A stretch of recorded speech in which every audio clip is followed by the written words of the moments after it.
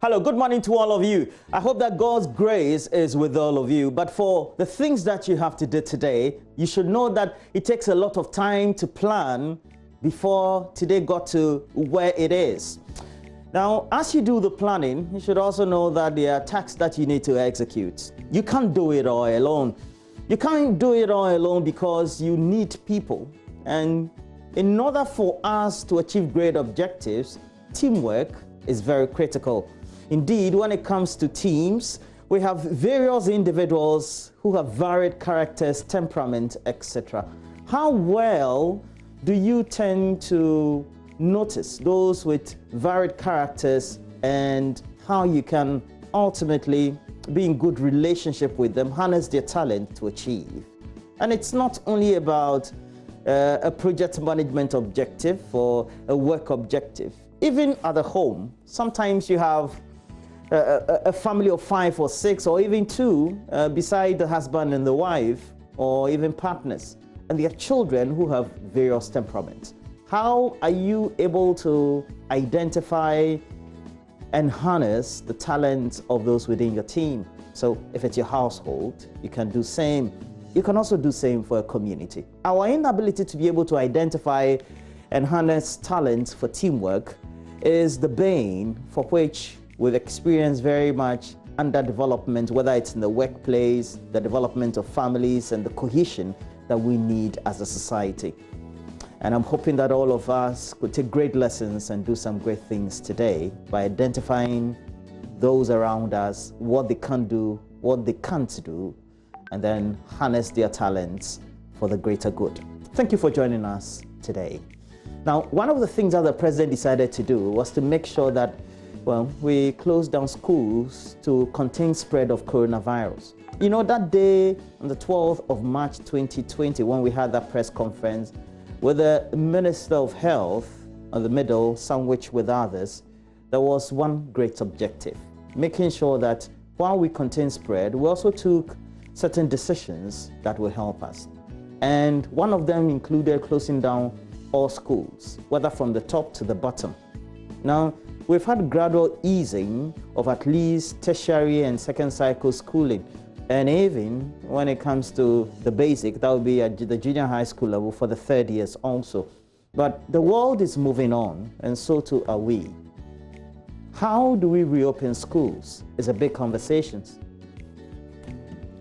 We all do know that one of the things that we need to do is to make sure, again, we think about this reopening alongside what the administrators will think, the policy implementers, and us, the parents and the communities. So we're going to discuss this holistically. No biases, dispassionately. Dr. Allotey Adaimensa is the Vice President of the University Teachers Association of Ghana. So we're going to speak to him as well. Dr. Is going to tell us about their experiences from the side of the universities, how they also within their internal organs have been thinking about how to reopen schools. Thomas Musa is General Secretary, the Ghana National Association of Teachers, and we know they are the biggest teacher union or group in Ghana. How do we need to move this conversation forward? Isaac J. Hyde is the National Union of Ghana Students President. So they represent students and their interests. We'll also let you in the conversation because many of us have children, we have friends, we have people we're looking after as guardians, as parents, and so we need to get everybody involved.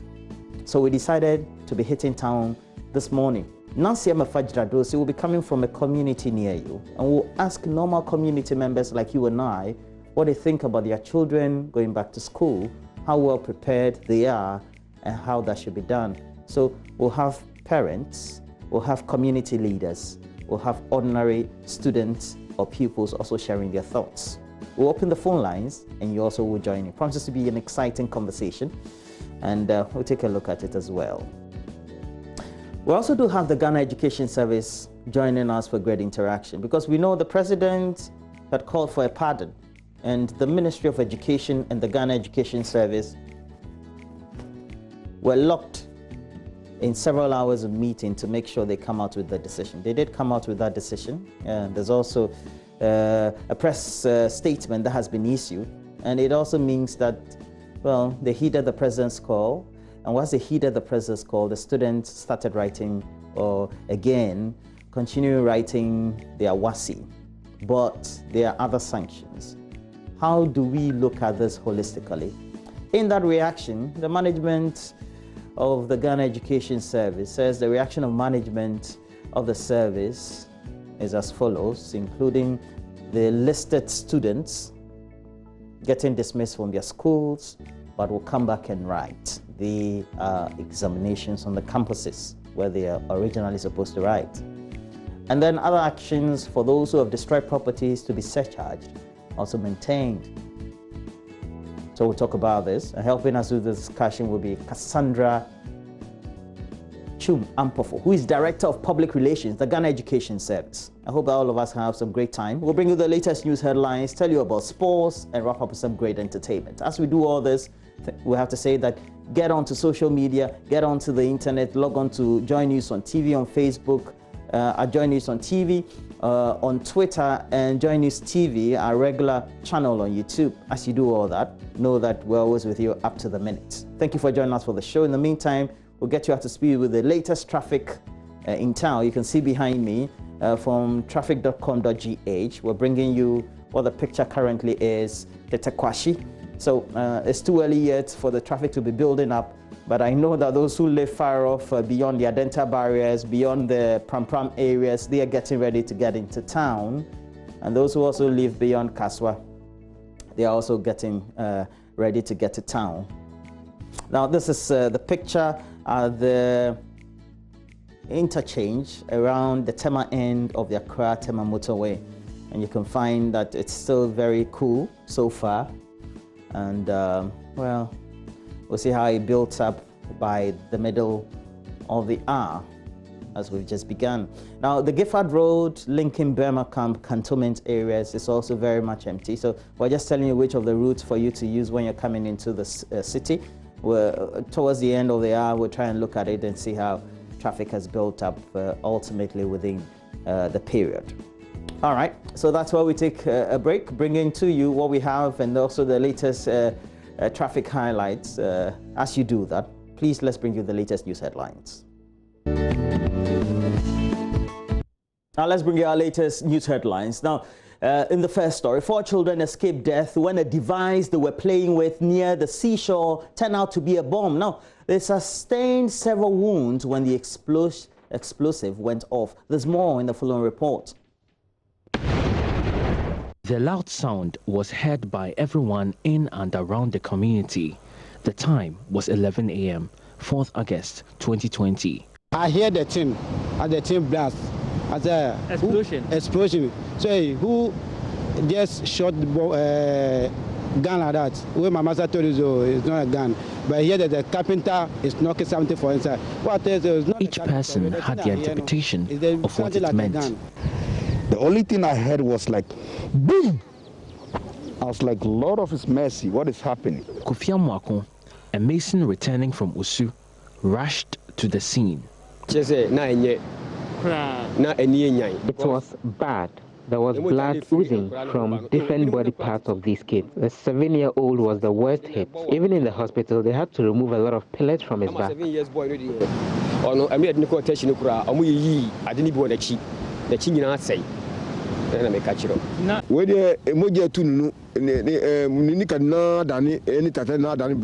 Uko Adams is the father of all 4 children, 1 boy, 4 girls, with ages between 5 and 12. The pig farmer is grateful to God that all 4 children survived the blast. They left the grenade while they saw smoke rising from it. Luckily, they threw it far away from them. If it got any inch closer, it would have killed them. Residents are scared of what the explosion could mean for the community.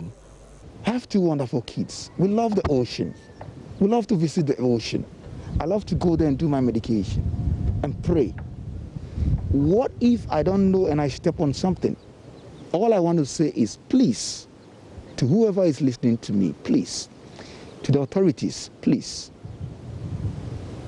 scan around and find out what is really happening in Salabadi. My concern, they should go inside the matter.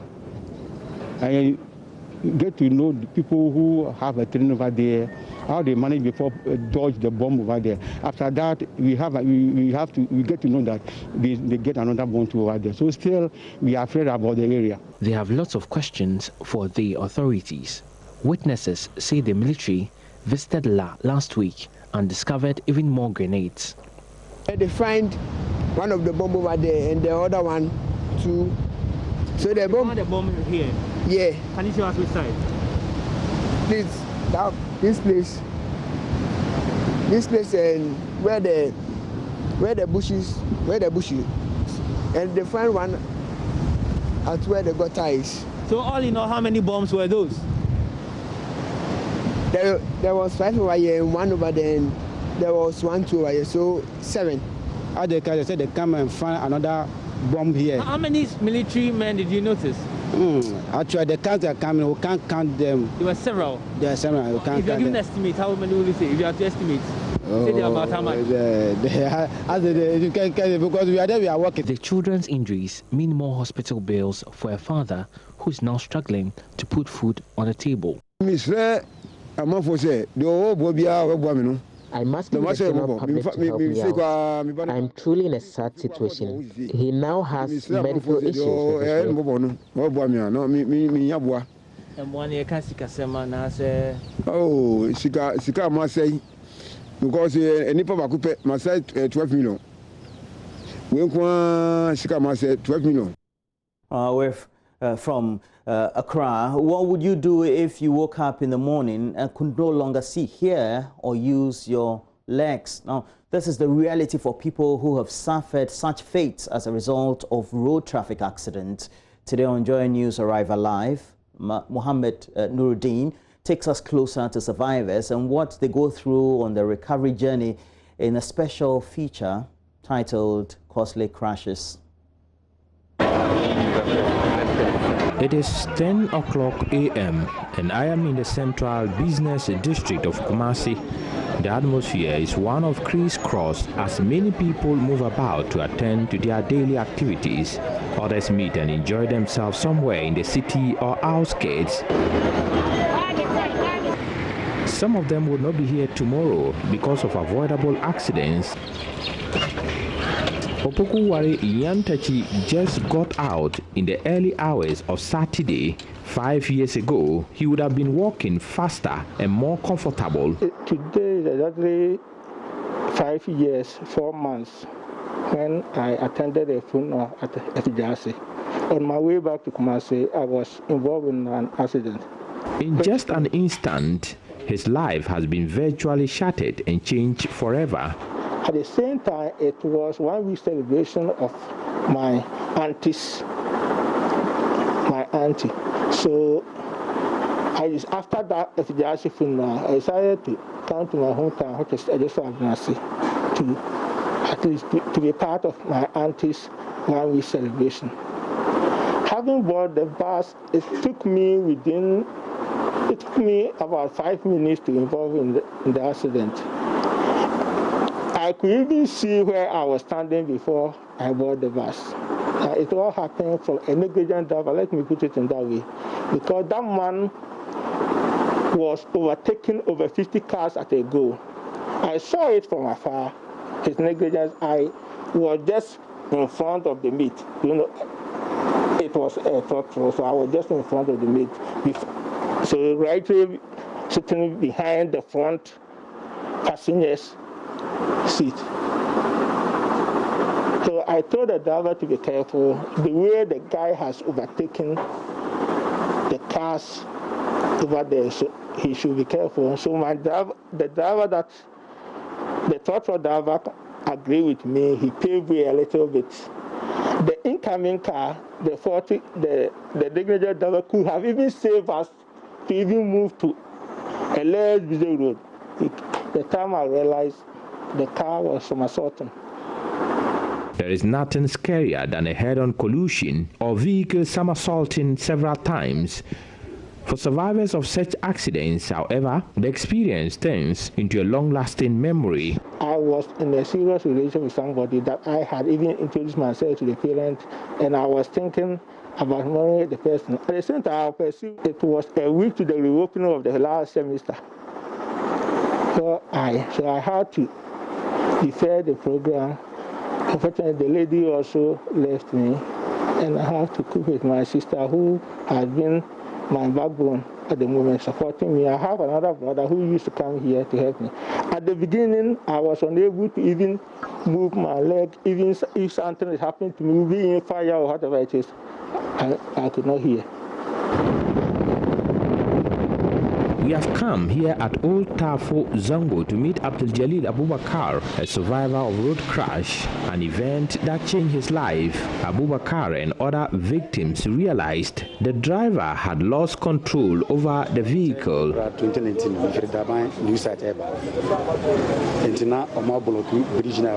It occurred in 2019. I was riding my motorbike from Dabine to Tafo, so there was an ongoing construction of a bridge on the main road. I decided to use the road towards Unity Oil.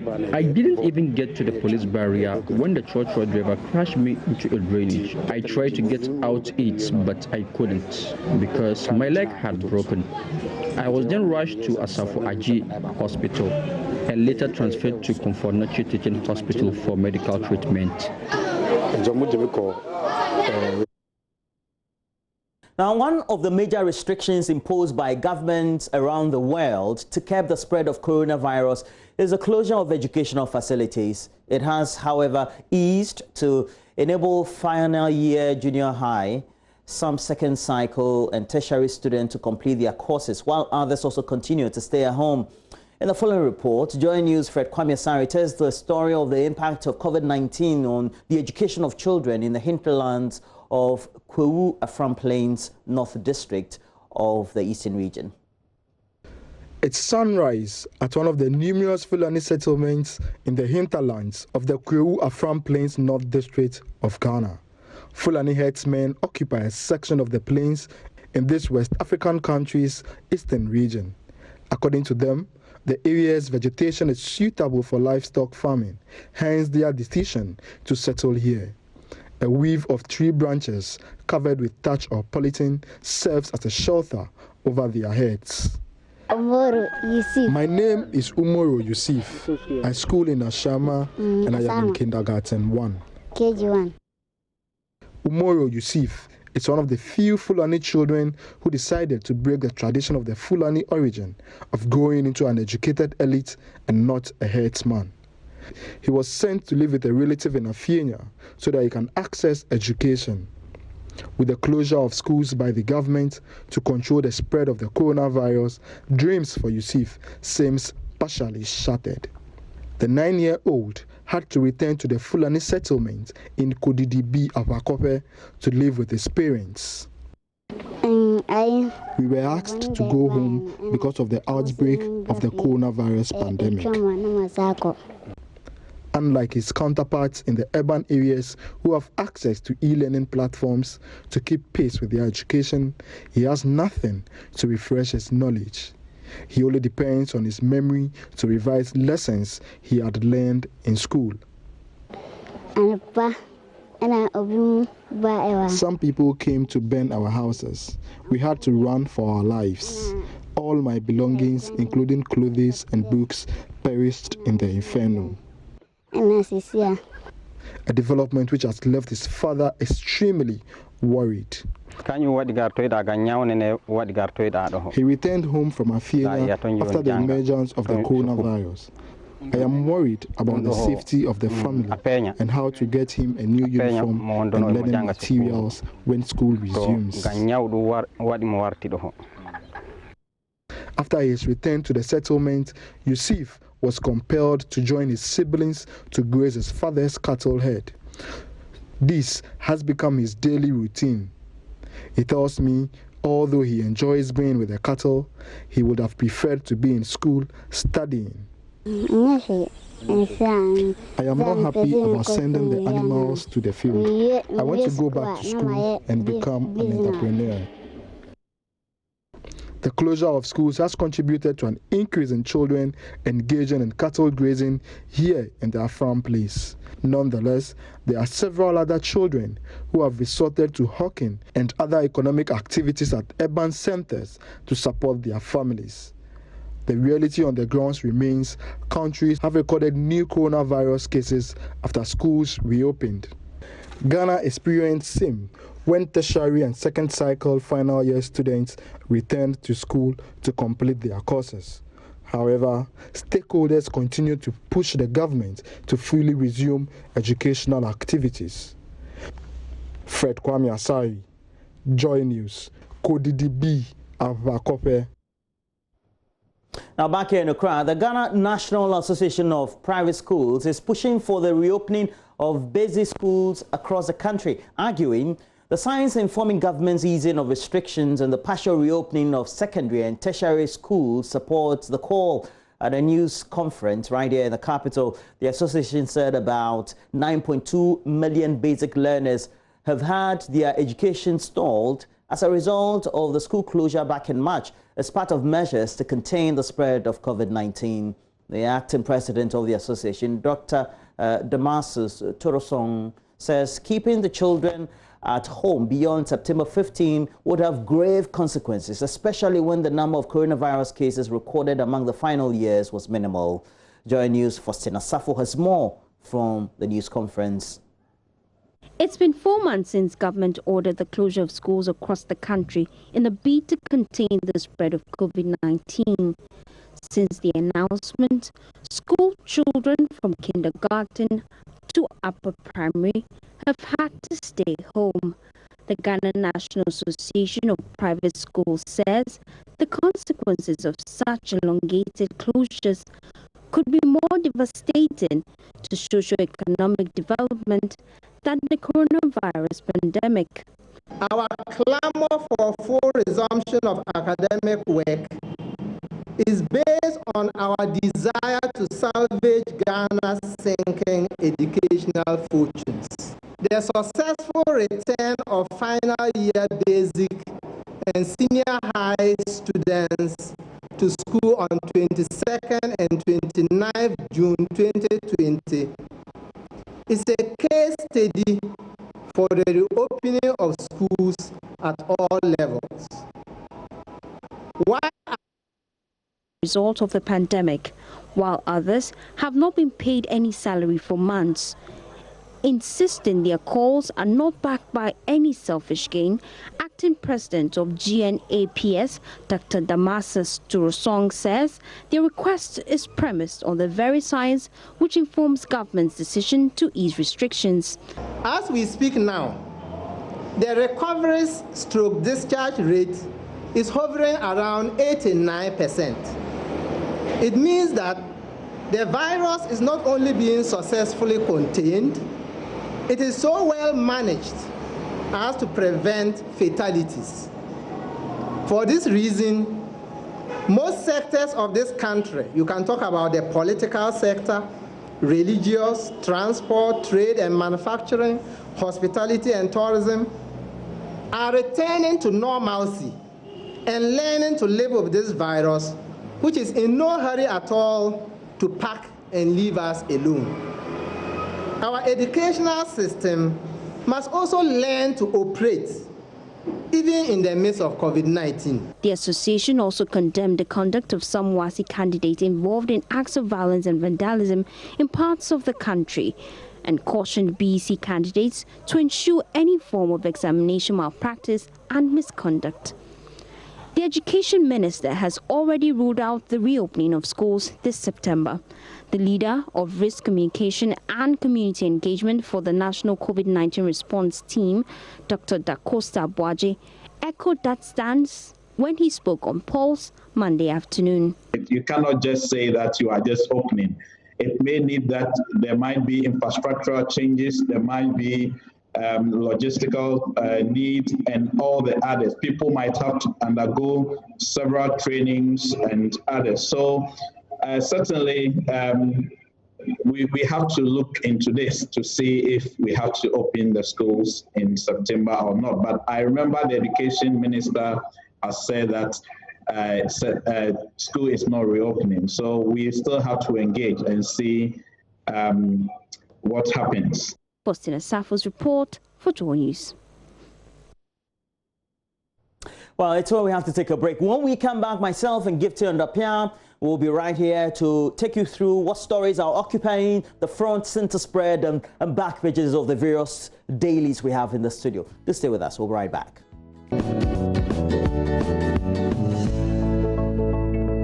Great prayer requests each day. And indeed, it doesn't have to take you early in the morning before you pray. Each minute of the day is a prayer requesting time that you have to put before your maker. And one person I know who is very prayerful is Gifty and Apia joining me this morning. And Gifty, good morning to you. Great morning, Roland. How are you? Chala, day. And which newspapers are you doing, Gifty? I have the final newspaper. I can start with that one. Yeah, great. Okay, so the final newspaper, banner headline, self-reliance is the way forward. President urges young entrepreneurs. That story is on page 8 of the final newspaper. Above that, you have NPP's bloated voters register position vindicated, page 4. And John Wedu is saying that. Anas bus Rage Hospital staff selling PPE is also on page 4, and it comes with a picture of Anas and some of the scenes from the video. And then fishing industry at the verge of collapse due to overexploitation is on page 5. And Wasi questions not difficult. That's according to the candidates. Okay, so let's go through the bit more of the papers of the final newspaper. So you find that story, the details of the Wasi questions not difficult, the story that has been attributed to some of the candidates on page 2, and it is written by Christabel Oboshi Annan and John Apia in Accra. I want to take your time and read that story. GES recalls dismissed candidates to write Wasi. Of course, we know the story, the backstory to that particular development. And on page 4, you find all the other stories that I told you about in the front page, on the front page. And a bit of addition, though, is that Rage Hospital has suspended 2 of its staff for malpractices, of course, the ones linked to what the story investigated. And also on page 5, you have fishing industry at the verge of collapse due to overexploitation. That story is there. And ADB encourages customers to update their records. About 17,200 Ghanaians die annually due to vitamin A deficiency. Okay. And I'm sure vitamin A is very easy to get. You are married to a nurse. You could give us a bit more information on that. But let me wrap up with the back page of the final newspaper. Self-reliance is the way forward. That story I read to you on the front page. It is written by Daniel Nono at the Jubilee House, and it has some pictures as well of President Akufo-Addo engaging those young entrepreneurs. Okay, I think there's a story that I skipped from inside the final newspaper. It says NHIS mobile renewal enrollments by 19th in July. Okay, not sure what that means, but police officers in Northern Ghana get special promotion incentive. They need much more than that, I'll say. They need more resources to make them more effective, take out all the political interferences, make them more effective as well. And police to commit to cement relationship with media. Yahya Masahudu in Tamale wrote that story. We're here. We'll see how that goes. Yeah. So that will be it for the final newspaper. Roland, I'll have you go through what you have, and then I'll organize the rest that I have to go through for you. All right. So let me go through the Ghanaian Times. It has on the front page, Beirut explosion. And following that aftermath, there had been an intention to already repatriate some Ghanaians home, and 350 Ghanaians head home from Lebanon. That also is on the front page. The main banner headline, as we call it, on the front page of the Ghanaian Times, as the Lebanese embassy also opens the book of condolence right here in Accra. We also do know that as of yesterday, apparently, coronavirus cases in Beirut, the outskirts of Lebanon, had been increasing. Our heart always will go to the Lebanese people. Ammonium nitrates. Charlie. Okay, so we have other stories. The president present 100,000 Ghana cedis to presidential pitch third season winner. Good thing as well. Great support scheme for young entrepreneurs. 2 health workers suspended over alleged sale of PPE in Ridge Hospital. And we spoke to Dr. Emmanuel Stropanyo of the Greater Accra Regional Hospital yesterday on the subject as well. Continuing investigations still on.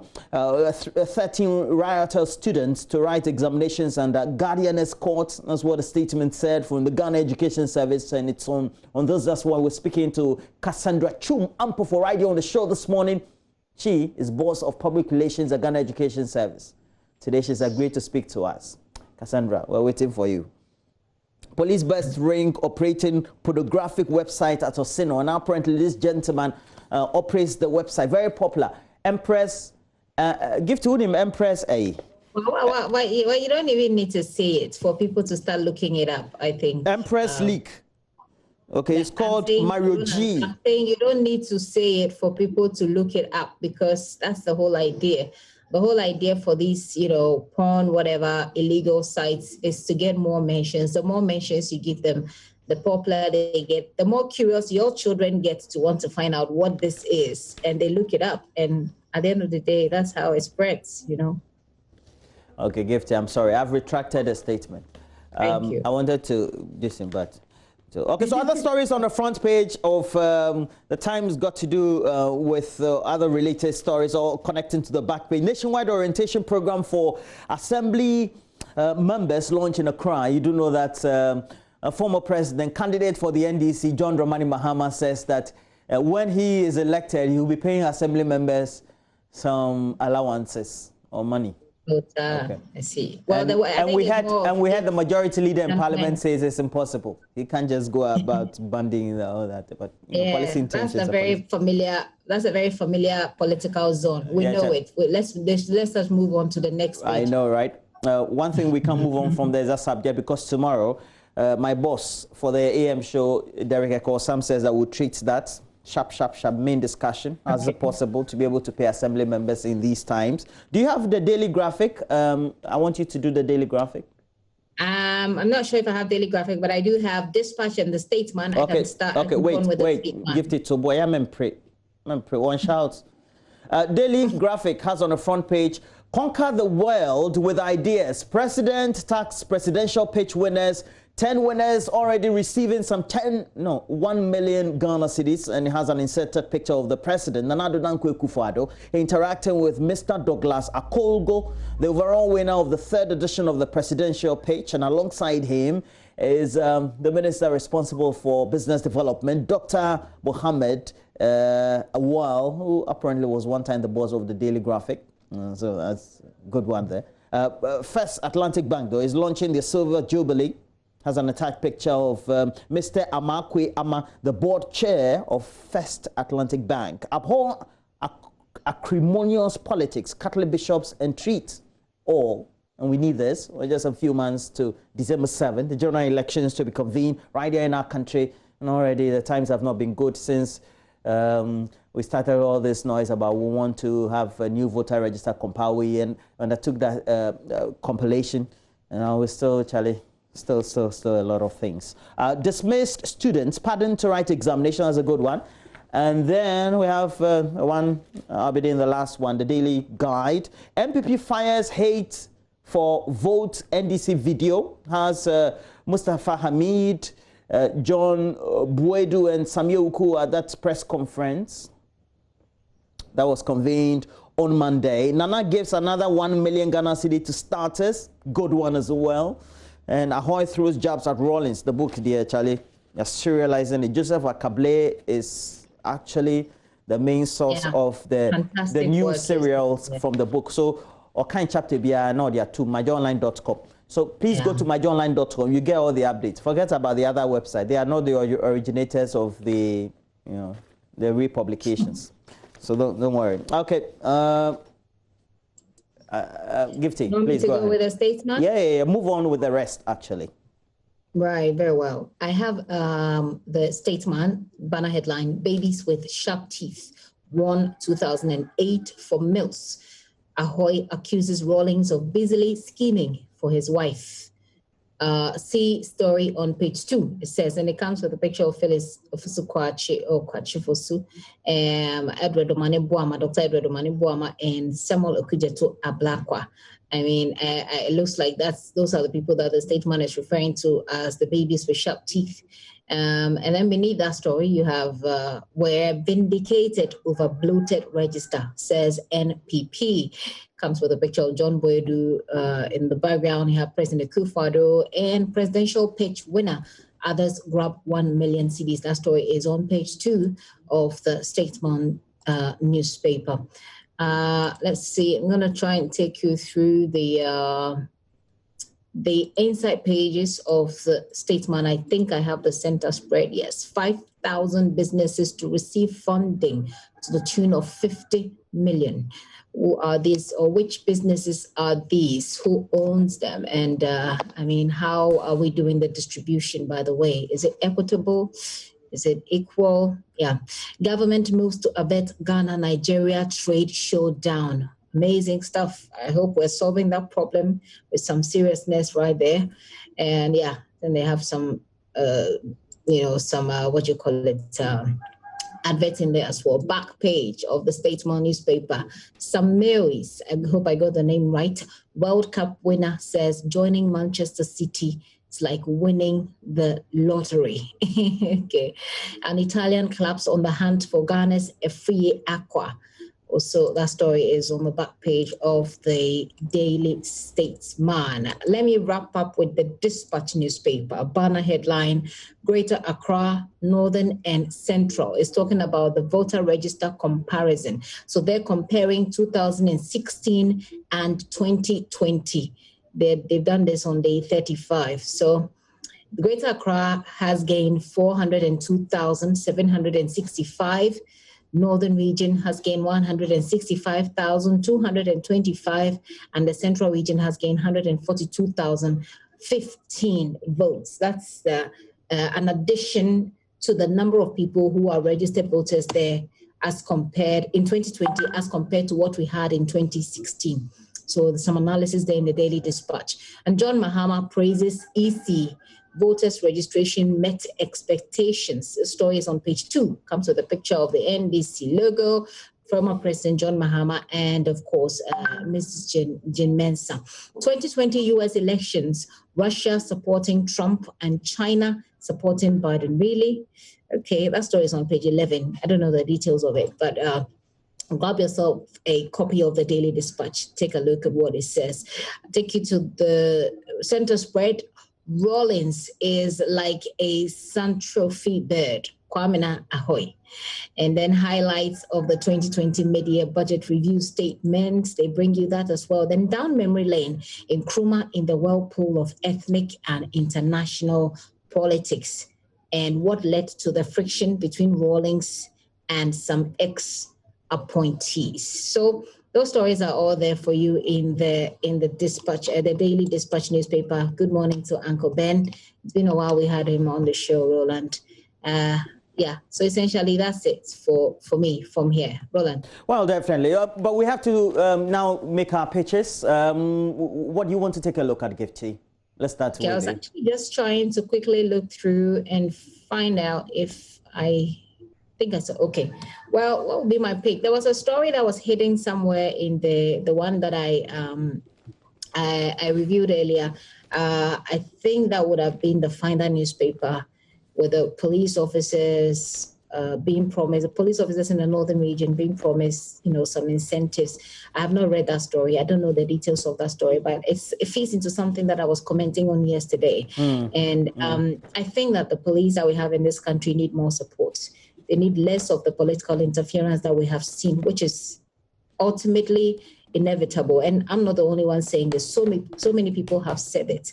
That if you look at the structure of the policing, the structure of the hierarchy in terms of who heads what, you realize that it is so impossible to say there won't be interference. And you and I live in this country, Roland. We know what happens. And I was using the case of Kafaba, how the people involved, the suspects involved, went missing or went into hiding. But some way, somehow, the same Ghana police that we criticize so much, the same Ghana police that we look down upon, was able to track these people and bring them down to justice. I think it's just a great example to tell all of us that if we allow the police and if we actually equip them, there is so much that they can do for this country. And we're shooting ourselves in the foot by the way we treat them. So I say that the people of Ghana should make one of this, policing, the effectiveness of the policing, availability of resources to policing, one of the major agenda for what will influence their votes. I think if we begin to it might sound like, a lost battle from beginning because of the structure that we have in the Constitution, but I think it is worth highlighting and getting people to make a bit of noise about it. You could say that unless you change the Constitution, you may not have any serious changes in the structure of the policing system. But of course, when people who are benefiting from the system are in charge, you don't expect them to do anything. And that's why we've struggled in this country over the years with changes in the Constitution. You make some changes, nobody is even willing to look at it because the people who are at the helm of affairs at the time, they are benefiting from the structural weaknesses. So I think I'm glad that some attention is being paid to the police. It does look to me, though, as though not enough. And I think we should do more for our police, resource them, especially those in the villages, those in remote areas, those in hotspots. As we near the election, we should pay some more attention to the police. So I think there are some big stories, but that will be my pick, essentially. Yeah, and if you read the story, the enhancement of the incentives is to make sure that we do encourage the police. And I think that's a good thing because yesterday when this issue came up, we did indicate that it's not only the police who need this sort of service for those who tend to work for the public sector. You get to find that, contrary to what we seem to think, many of those who tend to do the sacrificial work, whether they are in the security services or they are in health or in education or other sectors, if it's agriculture, particularly, don't get the sort of incentives for them to work in rural communities. The thing is, you and I know that when you visit places outside the main city centers, you don't have access to the amenities, you don't have access to proper educational structures or health. And so you find that if it's a medical doctor or a police chief who is somewhere outskirts the main city centers in the hinterland, their children won't go to some of the best schools that will be as competitive as those that we have in the city centers. And that become a worry for anybody who has advanced in age and wants to have some aspirations for the family or his own personal aspirations. And I'm hoping that, well, this is not all talk, but the reality is that we'll do something about the incentivization. So. I really hope so. You see the police officer in the video we just showed standing in the sun directing traffic. And sometimes you have them there when it's raining. They'll be in some funny raincoats. You'll have them there when the sun is up. I think that the police, they're really doing their best. It's up to us to resource them and give them the free hand to operate. I was saying that I think 2 or 3 years ago, I did a story where I was talking to the Volta regional commander at the time. And he was telling, and I found out from some of the police officers that they were not even aware. The IGP had announced a package for police officers who die in the line of duty. And I found out from the police officers, most of them were not even aware. I mean, they didn't know what that was. They didn't know that there was any announcement of any package, let alone what was involved, what was in the package itself. And I'm like, how do you announce a policy for me and I have no idea about it? So, we can do better. Yeah, that's true. What's your pick? My pick is the incentive that has been given young people, the third presidential pitch. And we know that this is the second time around we're having a ministry for business development. There was Rashid Pelpo also heading a ministry like that at the presidency during the John Mahama-led administration. But this is, I believe, that the best time that we've been able to see a concrete action that has been taken by that ministry to reward young people who want to go into entrepreneurship. And one of the things that they've been able to do within the last 3 or 4 years is to be able to impact knowledge, try to train the young people to be in a position where they have the sort of knowledge and the mindset that entrepreneurs need to be able to work in that environment. And Gifty, if you work with many entrepreneurs in Ghana, there are a plethora of problems that they go through. And the environment is not good. We have a socio-cultural attitude of collecting bribes. And so you find that if they have to get government contracts or anywhere they have to work with, they have to pad the contract sums, because some 10% will go either to some top man somewhere. Those at the middle also will collect the money. Even for those who work with only private sector agencies, they don't have the right sort of workers who have that sort of attitude to be patriotic and sacrifice for their companies. So the entrepreneur in Ghana is not the normal person or the same entrepreneur who will be working either in South Africa or, let's say, in Europe or in America. So I believe this is a good one. What we need to do is to make sure that we track what they do, and whether we will get a certain batch, whether from the first batch, second batch, third batch, who 5-10 years down the lane will be big entrepreneurs in Ghana. That we need to see. And I'm hoping that ultimately all of us can become great entrepreneurs in our various fields, not just reporting. I hope so.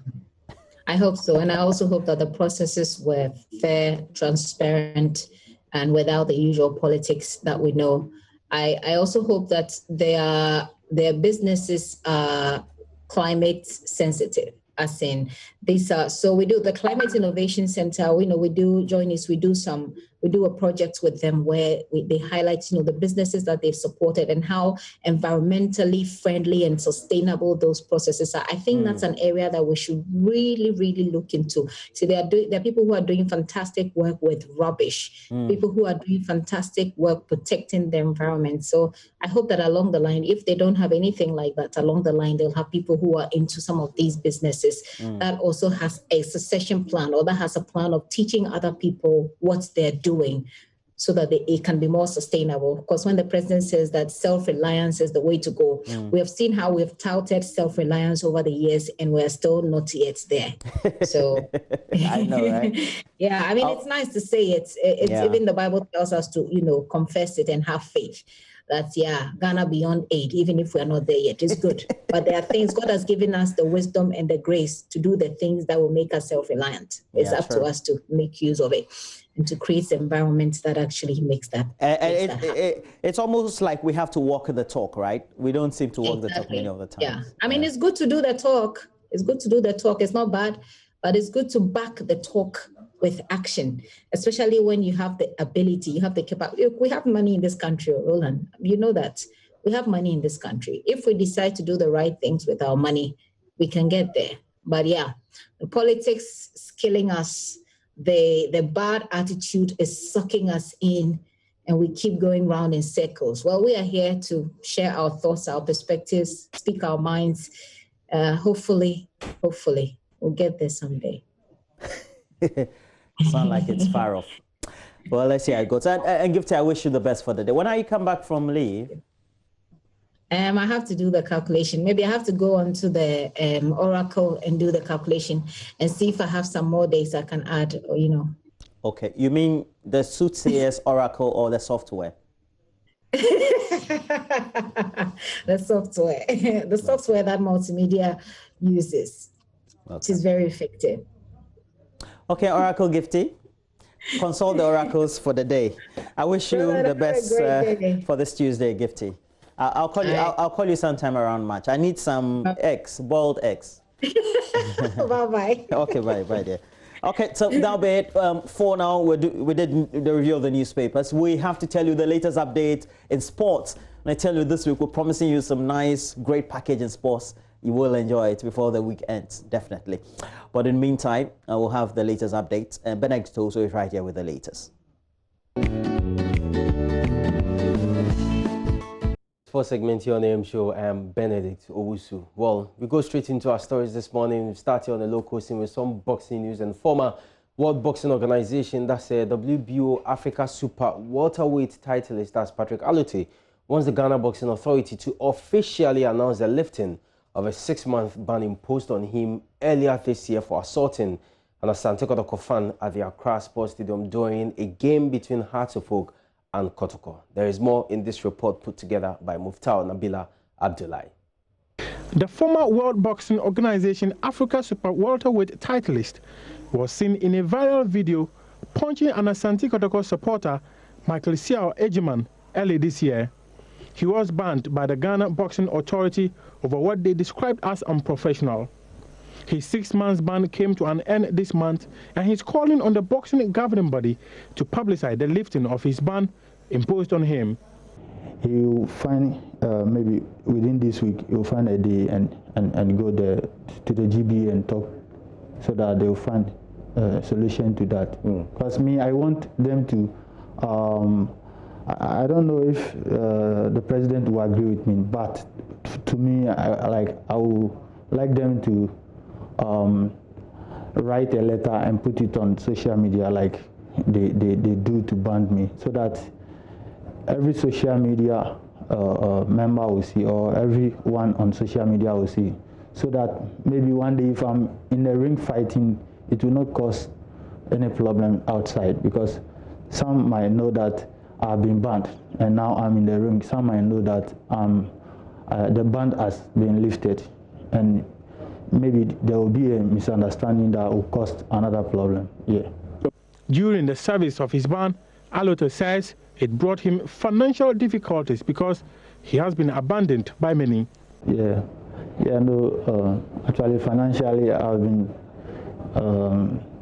fighting a lot of problems because, you know, the management has done their best, and I also have to do my part. But financially, I'm finding things difficult because of this COVID. You know, there's no fight, and also a lot of financial problems I've been facing at home.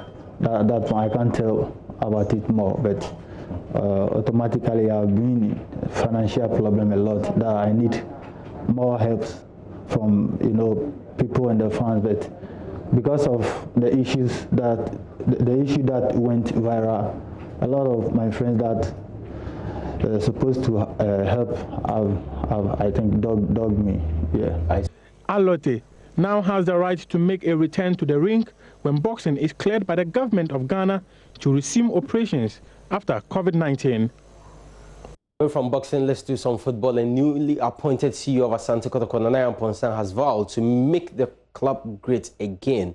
But how does the young football administrator deal with the culture at the Kumasi-based club? Now, Joy Sports Hans Mensa Ando has been finding out.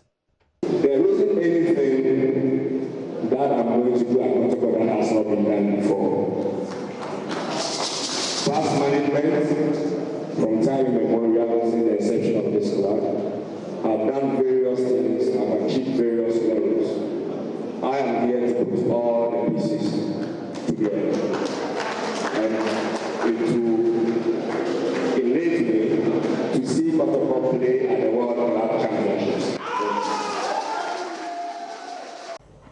Nana Yaw Amponsah's promise of getting Asante Kotoko to the Club World Cup is audacious, but the extent to which this promise can be delivered depends to a large extent on how he changes minds and, by extension, practices that have attained cultural status to align with his vision. Kotoko is a bona fide property of the occupants of the Golden Stool, and although the Asantehene is not directly involved in the day-to-day running of the club, his word, as with everything in Asanteman, is law. He appoints and dissolves the club's board, which appoints the CEO when it deems necessary. Many believe the current administrative structure is problematic and will prove counterproductive to the efforts of the club's new CEO. I think you all know that I don't like this structure for Kotoko going forward, especially in the 21st century. I'm sure you all know I'm not a fan of this Otumfo appoints a board. Yeah. The board appoints a CEO. Now we are not sure who is bankrolling the club. A CEO could bankroll the club, and the board thinks they have the authority from Otumfo, and then the CEO feels that he's bankrolling the club, and so he has the authority. It's messy, and it can be very messy with Kotoko. Patience is thin on the part of funds to allow for long-term planning and the building of proper structures to ensure sustainable success and commercial growth. The club's recruitment, which often follows no lay-down policy, can at best be described as chaotic. Between 2016 and 2019, Kotoko signed 57 players and incurred massive losses as most of the players left for free. The situation is not helped by a vibrant media which sets the agenda for funds in respect of the direction of the club. They determine which players are signed and whether or not a manager should be maintained or fired. The biggest pointer is perhaps the audacity of popular fan Seidu, who stormed the club's training ground in 2017 to stop head coach Zdravko Lugarozic from doing his job. While Kotoko have maintained their status as a dominant force locally, the club hasn't won a continental trophy in over 3 decades. If that is to change, then the approach must change. People are looking at this young man with a lot of ambition, a lot of ideas, so let's see how he's going to make this Kotoko project work. When you look at previous management, we can talk about Herbert Mensah, similar things. Kiki Sapon, they achieved a lot. Unfortunately, you don't see them building on the successes of those previous ones. You see, with Kotoko, you need to be a strong man too. Because there are too many power blocks, too many competing interests. And if you are not tough and you want to be Mr. Nice Man, you may not succeed. If Nana Yaw Amponsah succeeds in changing mindsets and the culture at Asante Kotoko, half the job of getting the Porcupine Warriors to the global club competition would have been done.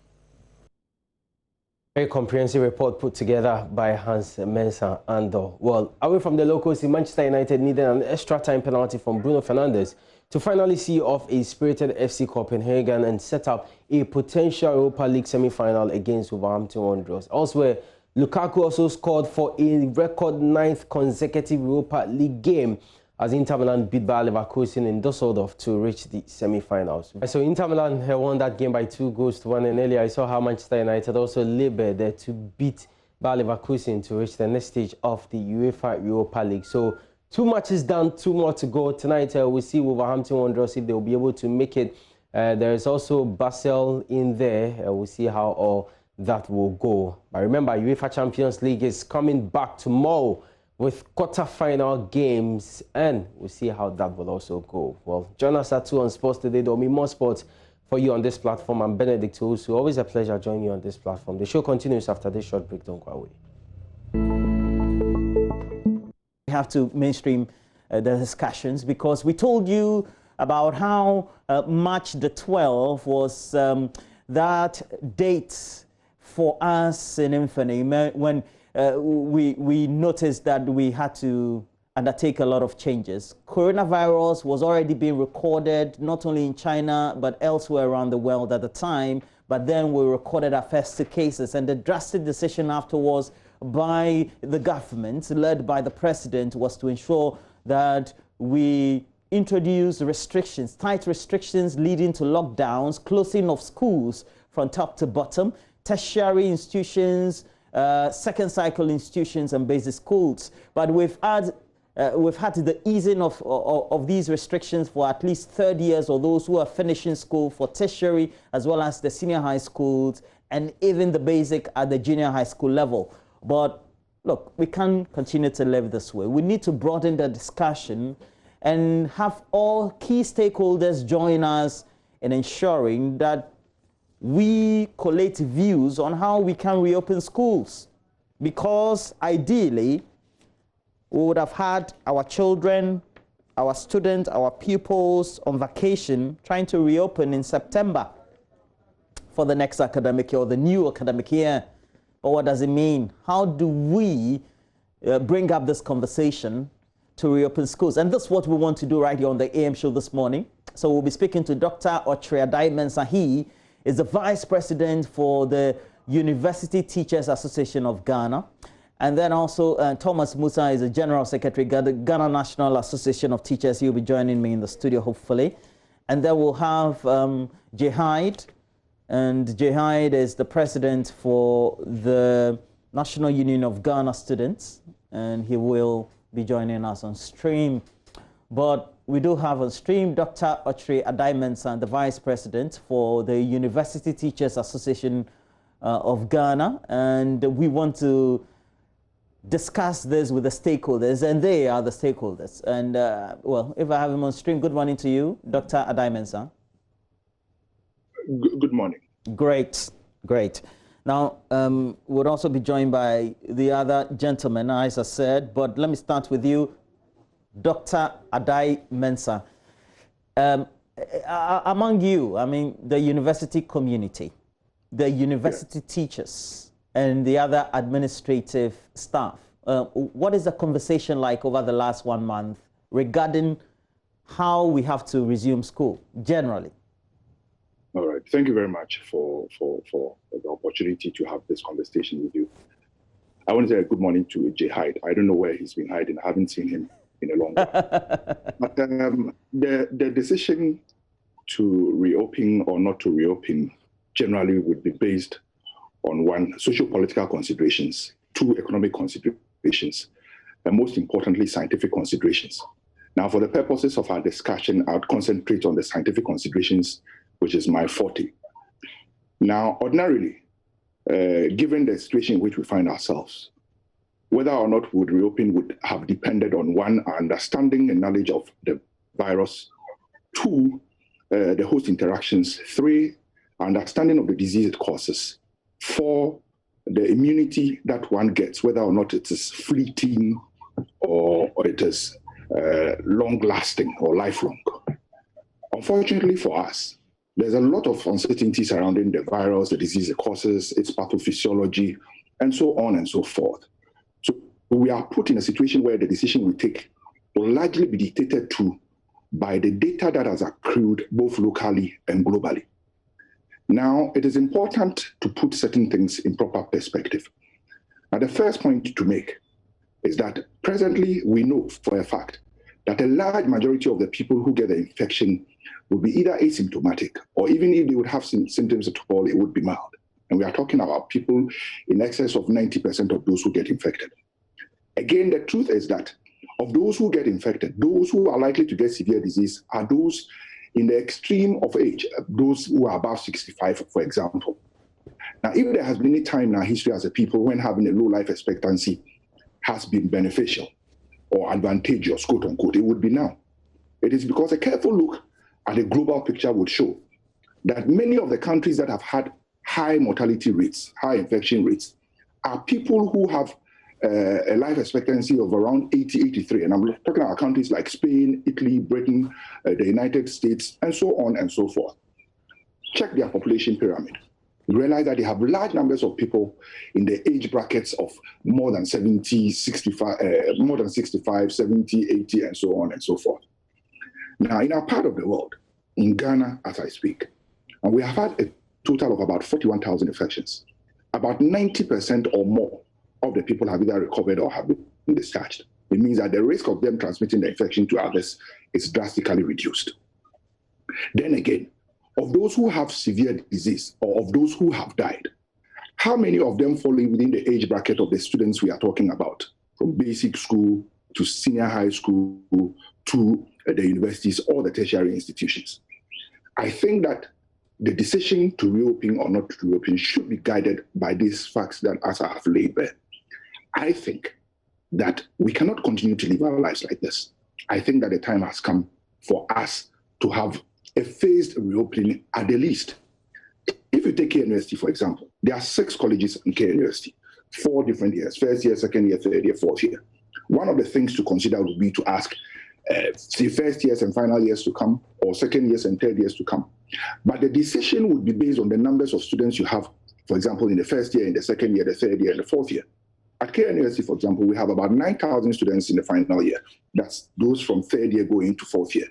There are about 13,000 or 20,000 people going on to third year. With about for second years, I'm not too sure of the numbers. But it is possible to do a permutation where you would have, for example, the final years who are 9,000 going to school with the first years. Who last year we had about 14,000 students admitted as freshmen. Before the advent of COVID, the discussion was to have in excess of over 25,000 people being admitted to first year. And it was largely based on the fact that over the years, the total number of students who have been admitted into the various tertiary institutions in Ghana have been around 90,000. Now, the expectation this year was to have about 155,000 people. Now, KNUST took 14,000. Before COVID, the discussion was to have around 25,000 or thereabout students being admitted.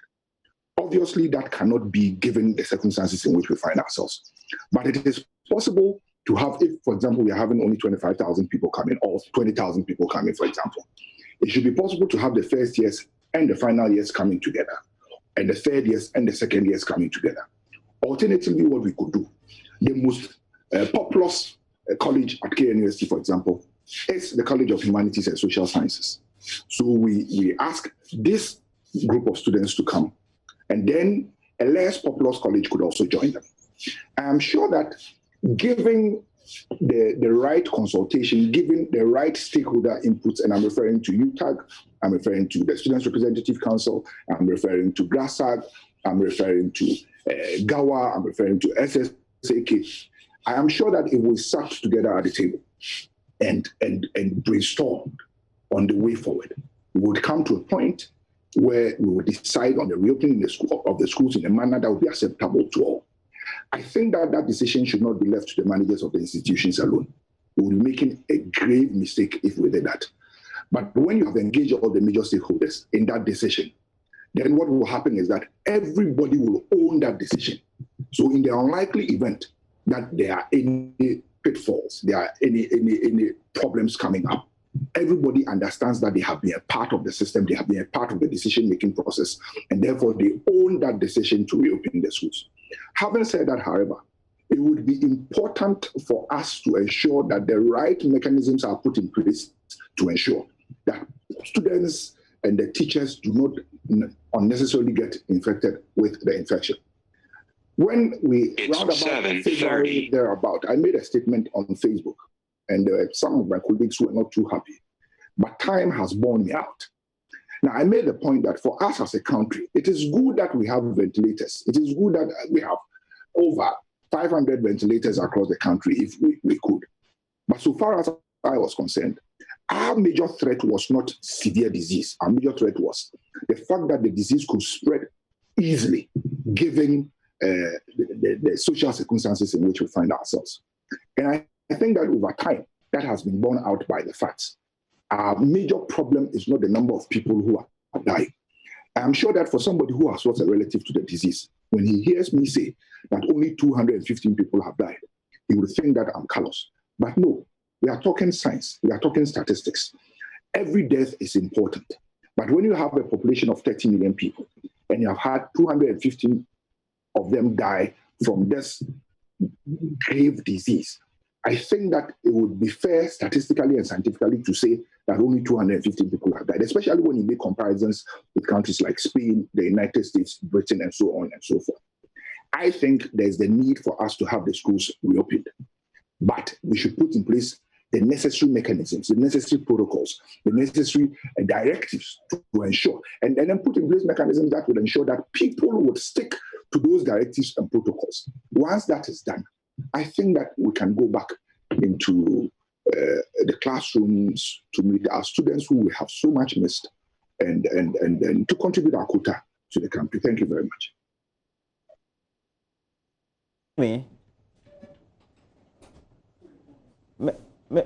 Mr. J. Hyde. Well, we seem to have lost Mr. J. Hyde, but okay. Okay, good. Okay. Can you hear me? Yes. The last time we had a conversation close to this, you said that there seemed to be a certain sentiment within the student population or community. How is it now? What is it now?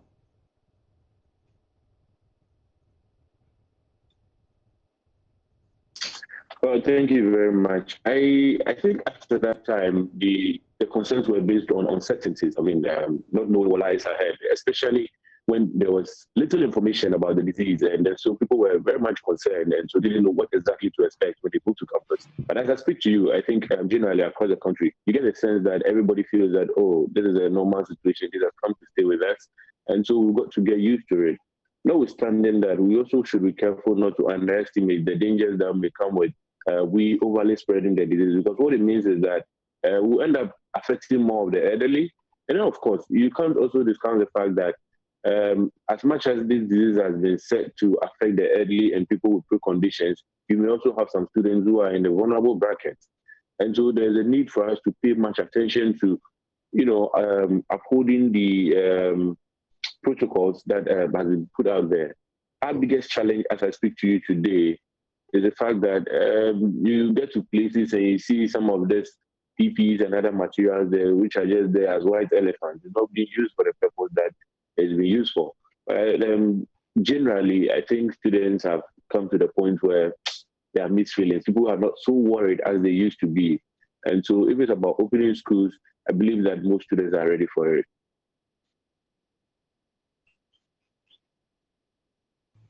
Also will be based on what the teachers beyond those teaching at the tertiary level think. And joining me in the studio is the General Secretary of the Ghana National Association of Teachers, Mr. Thomas Musa is here. And Mr. Musa, thank you for joining me. Thank you very much. And good morning to you. Yes, yeah, a very poignant decision that you made to join us. Now, Dr. Adai Mensah, he heads UTAG National as Vice President.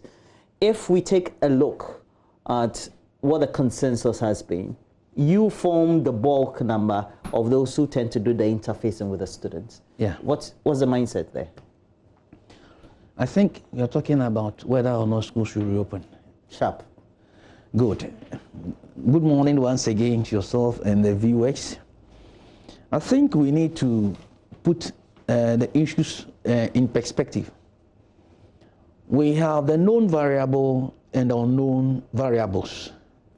The known variable is that whether we like it or not, school will one day reopen. So that is a known variable. It is like the Bible says that it is appointed unto man once to die. So whether we like it or not, we will one day die. But as to the timing of the death, nobody knows. The same thing applies to this. The known variable is that schools will one day reopen. As to the time, we don't know. And that the variables that are unknown, or the unknown variables, are the key things that we must be examining at this particular time. Now, let me go back to what I talk about, the known variable. The known variable is the opening of the school. Now, schools are open for two main reasons, so that teaching and learning can take place. We open schools so that teaching and learning can take place. And we must all appreciate that teaching and learning can only take place within a secured and safe environment where both the teachers and the students feel that they are safe. And when that happens, the teachers can teach and learning can take place.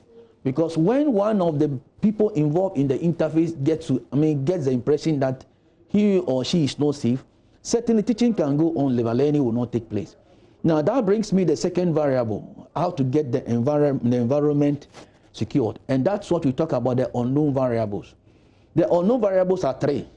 One, before we came to this particular stage, we established that the final year student, that the SHS and then the GHS students, the writing of the exam, we should adopt it like a pilot project and go into it.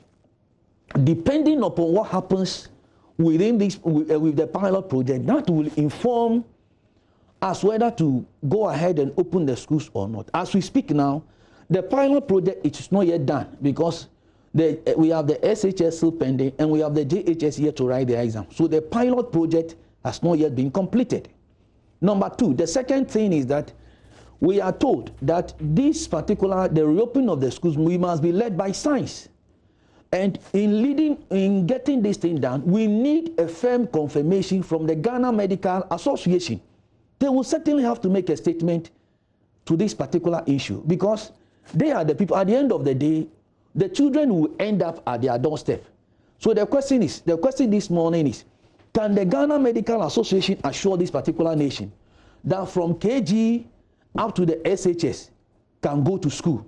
That is the second aspect where we say that we must be led by science. So if it is the case that the Ghana Medical Association can assure this particular country that we can go by it, then fine. The last variable, which is unknown, it has to do with the issue of the logistics among other related matters.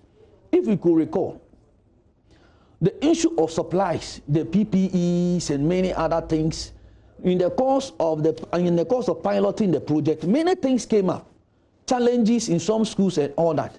And so as to the question of schools should reopen or not, it would depend upon how we handle these unknown variables. And based upon the way we handle these unknown variables, that will inform us whether schools should be reopened or not. Thank you very much. Okay. So then the next question is, what has been your observation so far in this so-called pilot reopening that we have for 30 years?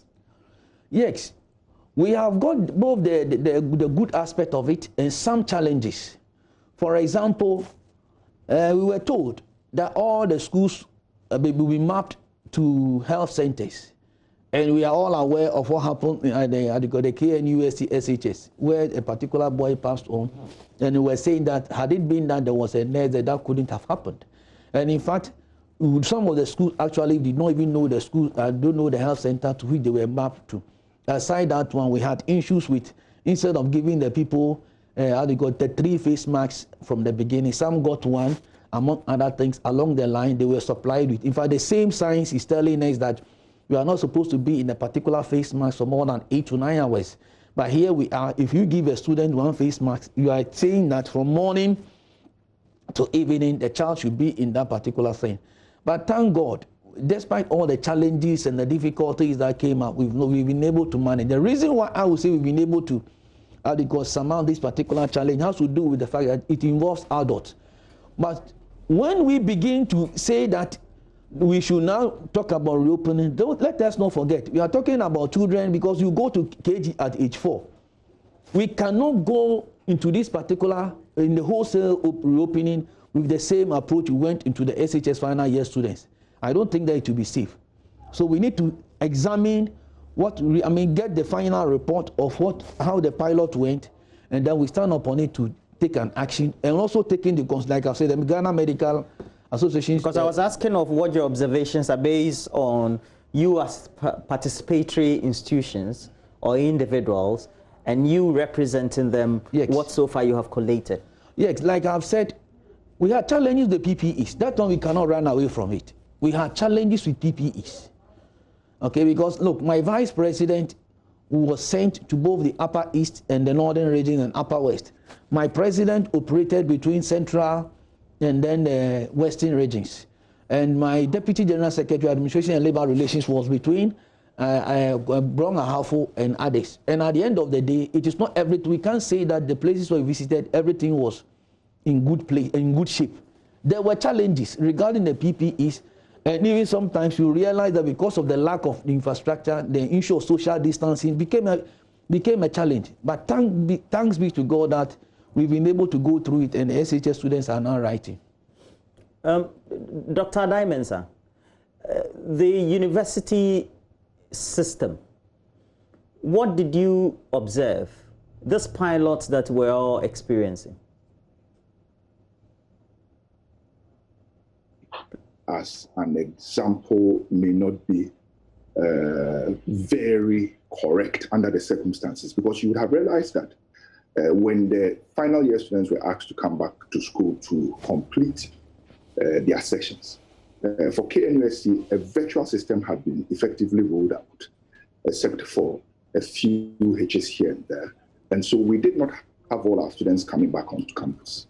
Only the final year students in medicine, 5th year students in medicine, final year students in nursing, and a couple others came to school because they had some practical attachments to do to finish up with their programs.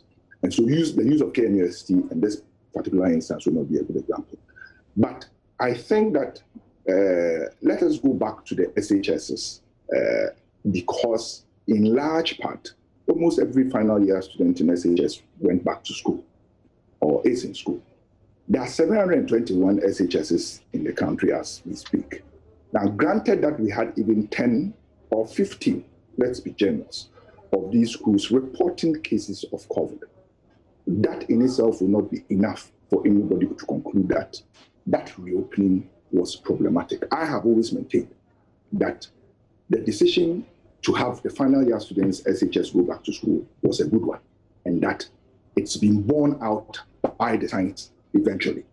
Now, the point is this: of the people who got infected, and I'm talking about the senior high school in Accra and other places, how many of them had disease with signs and symptoms severe enough to warrant the categorization as severe? I doubt if we would have one or we have more than 3 of these students being categorized as having severe disease as a result of the infection. And so I agree with Mr. Thomas Musa when he makes the point that one, there's the need to provide adequate logistics. And I'm sure he was referring to things like the Veronica buckets, PPEs, and so on and so forth. Once those things have been adequately provided, once we have put in place mechanisms to ensure that people adhere to the directives and the protocols, and once we decide that we are not having a wholesale reopening of the school where you have everybody coming back to school, and in this instance, I'm referring to the universities, where you have a phased system, where you have some coming in, some waiting outside, some coming in at some point, the others who initially were in going out. It should not be too much of a problem. Now, we have to come to a point in time when we have to do the easing. From your experiences, and then also the experiences not only locally, but your interactions as a body with other professional groupings elsewhere, could be in Africa or some colleagues elsewhere. What do you think has been the best practice or should be the best practice in doing this? Is it facing now total reopening? Well, I think that the criteria used or the mode applied will depend on the local circumstances. I think that if we said, for example, that Britain has done it and so Ghana should do same, would be making a very bad mistake. Now, you remember when we started talking about lockdown, some of us were of the opinion, and in the report, in the release that UTA gave, we made the point that lockdown, as practiced in Italy and those places, are not particularly suited for our environment. And it was because the existence of social support systems in those countries made it possible for them to attempt a total lockdown.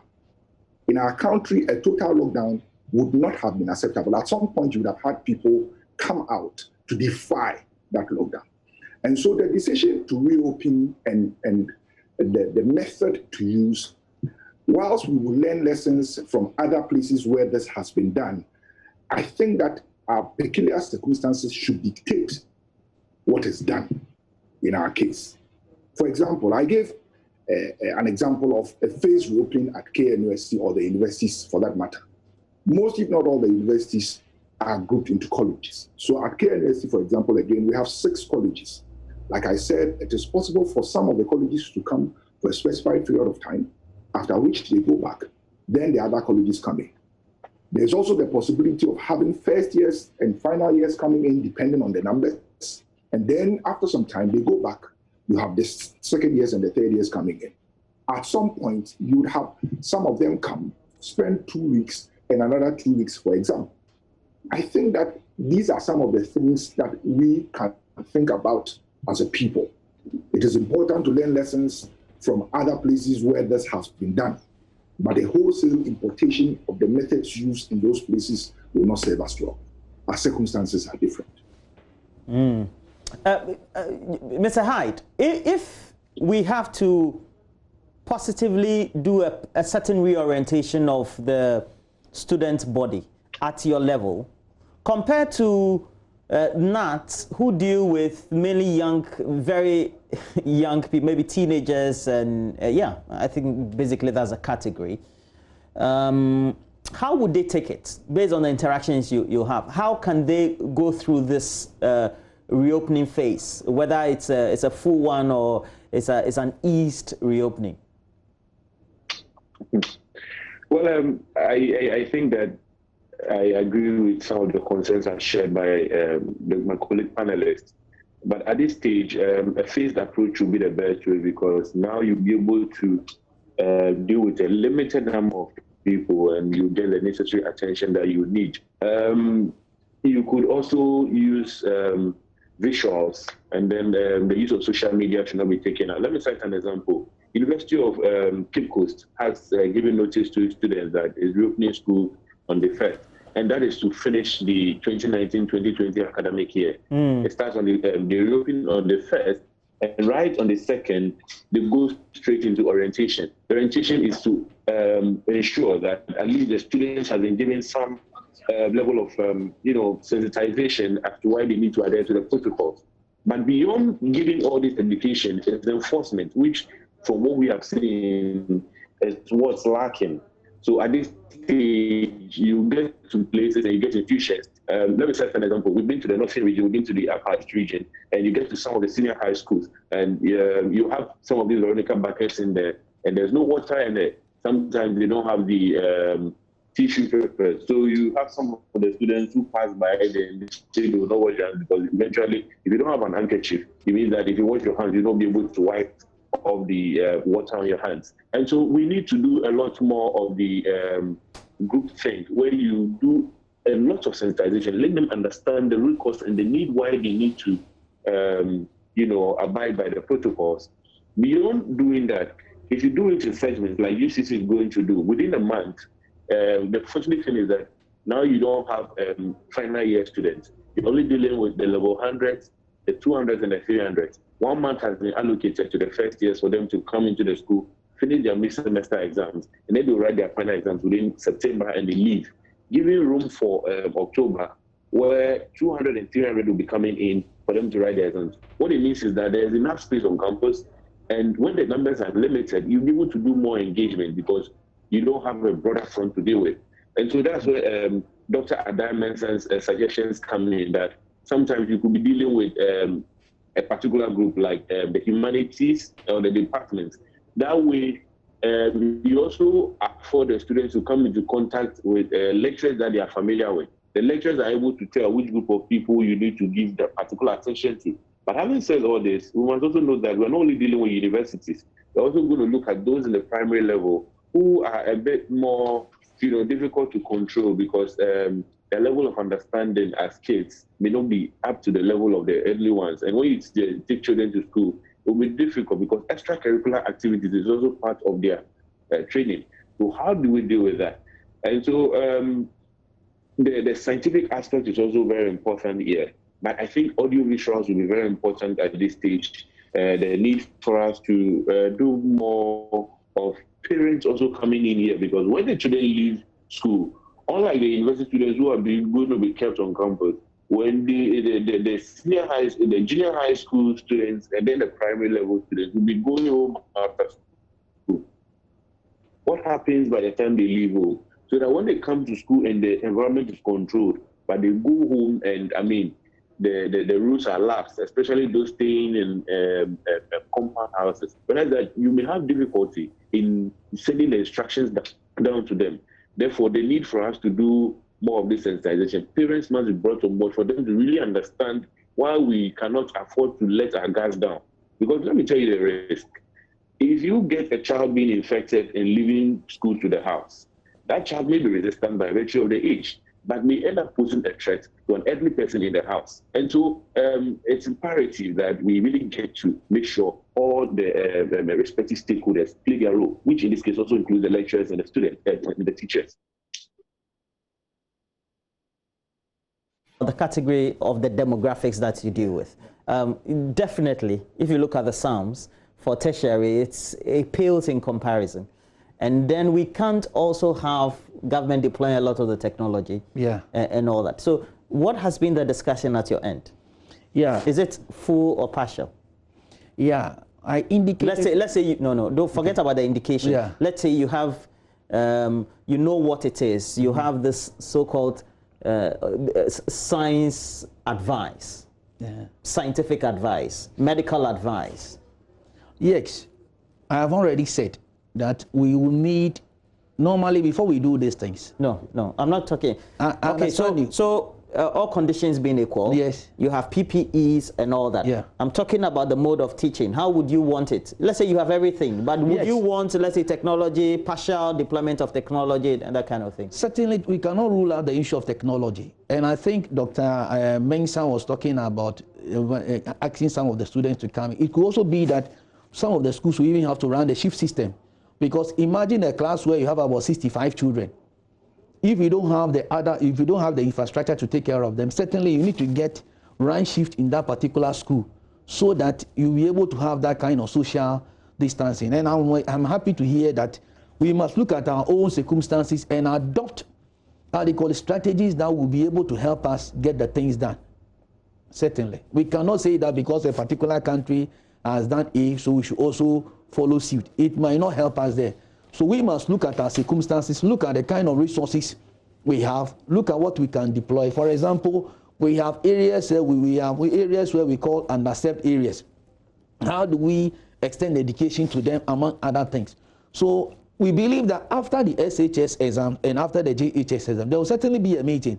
Because before we reopen the JHS and the SHS, there was a meeting to look at the way forward, and it was done. I believe that just after the exams, there will certainly be a meeting, look at what really went well, what didn't go on well, and then we deploy other. That's how come, if you observe, even the day students had to go into boarding. So if it becomes necessary that a particular setup should be divided into two, why not? In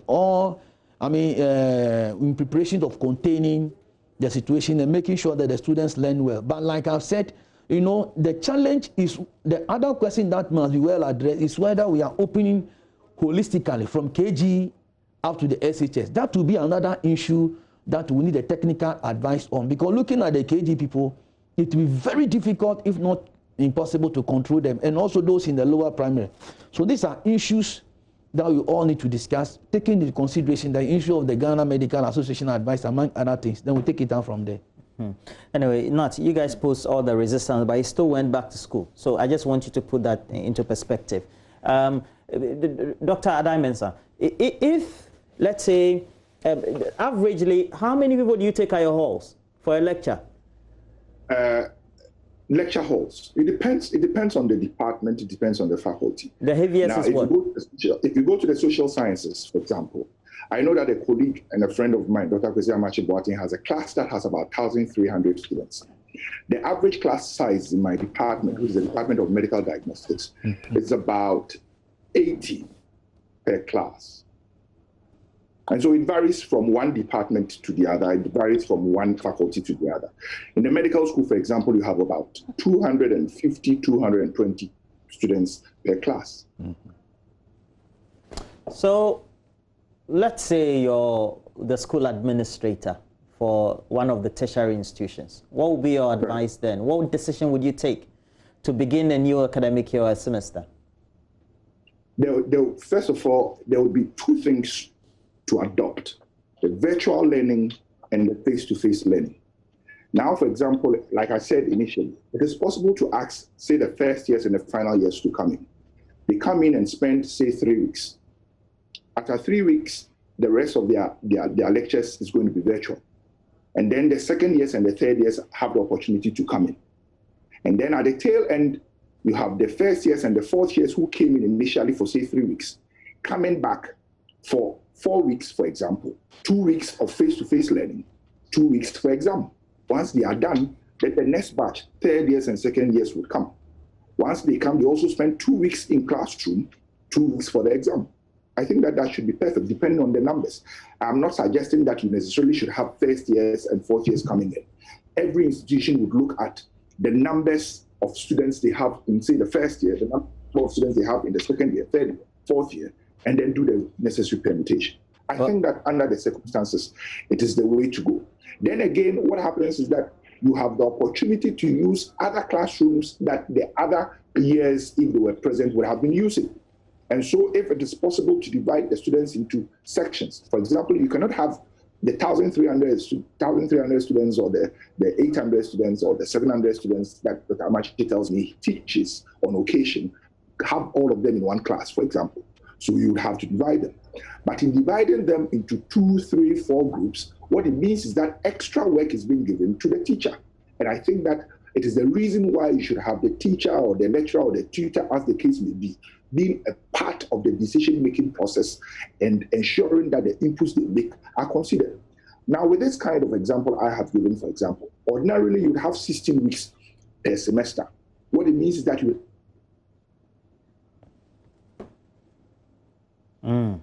Dr. Chair Dimension was going to combine virtual and then also physical presence. His stream has freezed. It's frozen, yeah. But we'll get him back on stream. So how would you do that? See, if comparing the tertiary level to the basic level, will something be very difficult, if not impossible? Because you see, let us look at the age bracket we are dealing with. Somebody at age 4, and at the university level, you are dealing with people who are about 20 years, 21 years. These are people who are adults, who can live their own life independently. And you are dealing with children who need the assistance of parents or teachers to enable them organize their life. So comparing the two is a different thing, it's a different scenario altogether. So some of the systems that might work at the university level certainly will not work at the basic level, and we must take note of that. And I've already indicated that at the basic level, to say that, let's say, a particular group should come and go, that be another, we can only run, at best, we can only run the shift system. We can run the shift system.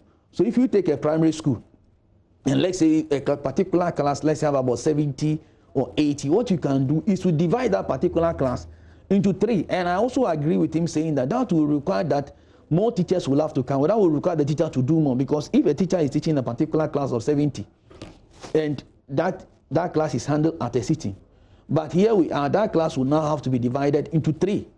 So it means that that class, as if it is 4 hours, so it's 4 hours, 4 hours, that is 12 hours. Is it that more teachers are going to be employed, or the same teacher will have to handle those classes? That will be an issue. And aside that particular one, those in KG and the lower primary, are they matured enough to understand the environment within which we are?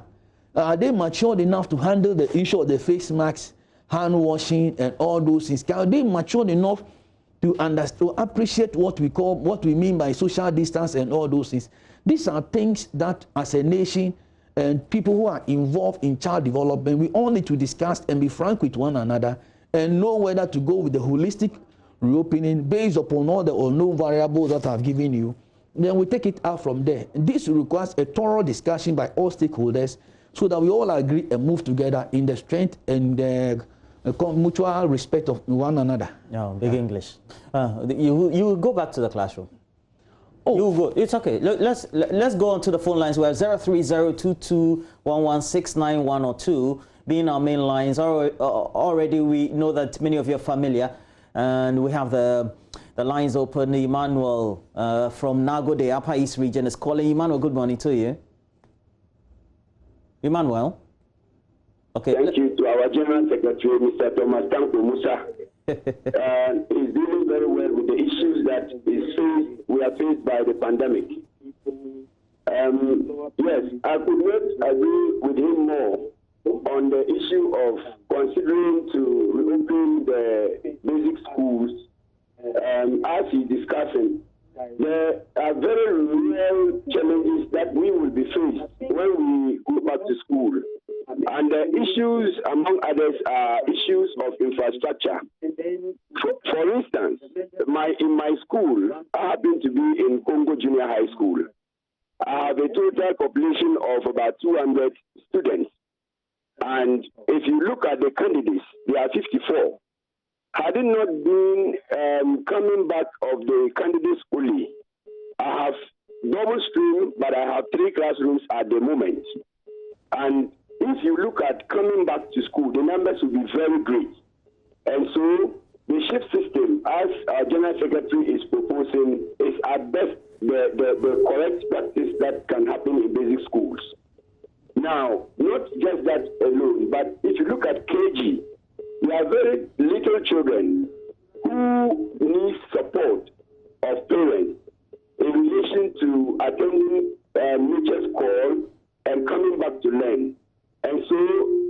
at coming back to school in full vim will be a very major challenge for junior high schools and primary schools alike. And so the issue must be looked into very well. Emmanuel, you're a teacher, right? Yes. I don't understand. What do you mean by full vim will be a challenge? Full vim in this case is coming back of all KG, primary and junior high at the same time will be a challenge, especially in the northern part of Ghana. Because here we have problems with infrastructure. And this infrastructure is not just the classroom alone, but even water source is a problem. The hand washing, which is very key to the issue of the pandemic, needs to be available to schools. And I can tell you that in some schools in northern part of Ghana, we'll travel in kilometers to find water. You see? And so coming back to school in full view means that all parts of the basic school will be enforced. And that will be a major challenge for schools, if I would not even say the whole nation, but in northern Ghana, it will be a big challenge. Let's go to Takwa. It's where we have Robert. Robert, good morning to you. Good morning, Raymond. Roland. My name is Roland. Yes. Roland, good morning. Yes, please. Just like what NAT Secretary Mr. Thomas Musa are you a teacher? Yes, please. I'm a teacher and I'm with the JHS. I'm preparing to school right now. Just like what we're saying, the age differences is very much, you need to consider the age differences. Because as the primary that I used to teach there, we have 7 kids in class 2. So in this case, how do we divide them? How do you observe the social distances? And then our classrooms are not large enough to contain all of them. So they need to take very critical lessons. They need to look at it in that critical situation so that we don't jeopardize just because of politics or because of the private school. I know they are going through hell in trying to manage themselves, but we need to also look at the child's life. That's most important, because you can't just because of your money. You need to release the children. Let's go to Wasa. It's where we have Richard. Richard, good morning to you. Good morning, long time. Yeah, Richard, long time. It's a long time we've met. Yeah, how is everything? Child, I'm fine, sir. Please go ahead. Yes. Please, I want to find out, when the pandemic had not stopped, so does it mean we can't go back to school or we cannot live our normal life? So there must be a way out that we can go back to school. You see, our younger ones. Richard, what's your view? What's your view? My view is that proper measures must be put in place so that we can go back. That's my view. Thank you. Okay. All right. Dr. Oche-Mensah. Dr. Oche-Mensah, are you still on stream? Yes. Okay. Now, you made mention of your colleague at KNUST. He's even a regular contributor to the show. Now, if, let's say, he has an average class of 1,200, that average class, and that's humanities, right? Social sciences, you say? Right. Okay. Right. And you're saying we should do it partially, virtually, and then in school, right? Yes. Okay, so on the practical level, that 1,200 class, how do we make sure that they are covered for the semester? No, I remember hearing Mr. Thomas Musa say that there would be a need to divide the classes into various groups. And I did make that point when I was submitting, that there are lecturers who have had to teach 1,200, 1,700, and so on and so forth. Fortunately, in the humanities, practical sections as exists in the sciences does not take place. And so it is basically the lecturer standing in front of the class and teaching them. But I'm suggesting that there's a need to divide that 1,200 or the 1,000, as the case may be, into groups, say 2 or 3 groups. What that means is that extra work is being given to the lecturer or the teacher. It is the reason why the lecturers and the teachers should be part of the decision-making process because it has implications for them on their health and so on and so forth. Fortunately for us as universities, we have an opportunity to employ more lecturers and so on and so forth. And so maybe at the time that this phase reopening is enforced, you would have some of the lecturers coming in. But even with that, there will be the need for the teachers or the lecturers to do far more than they would ordinarily do when pre-COVID.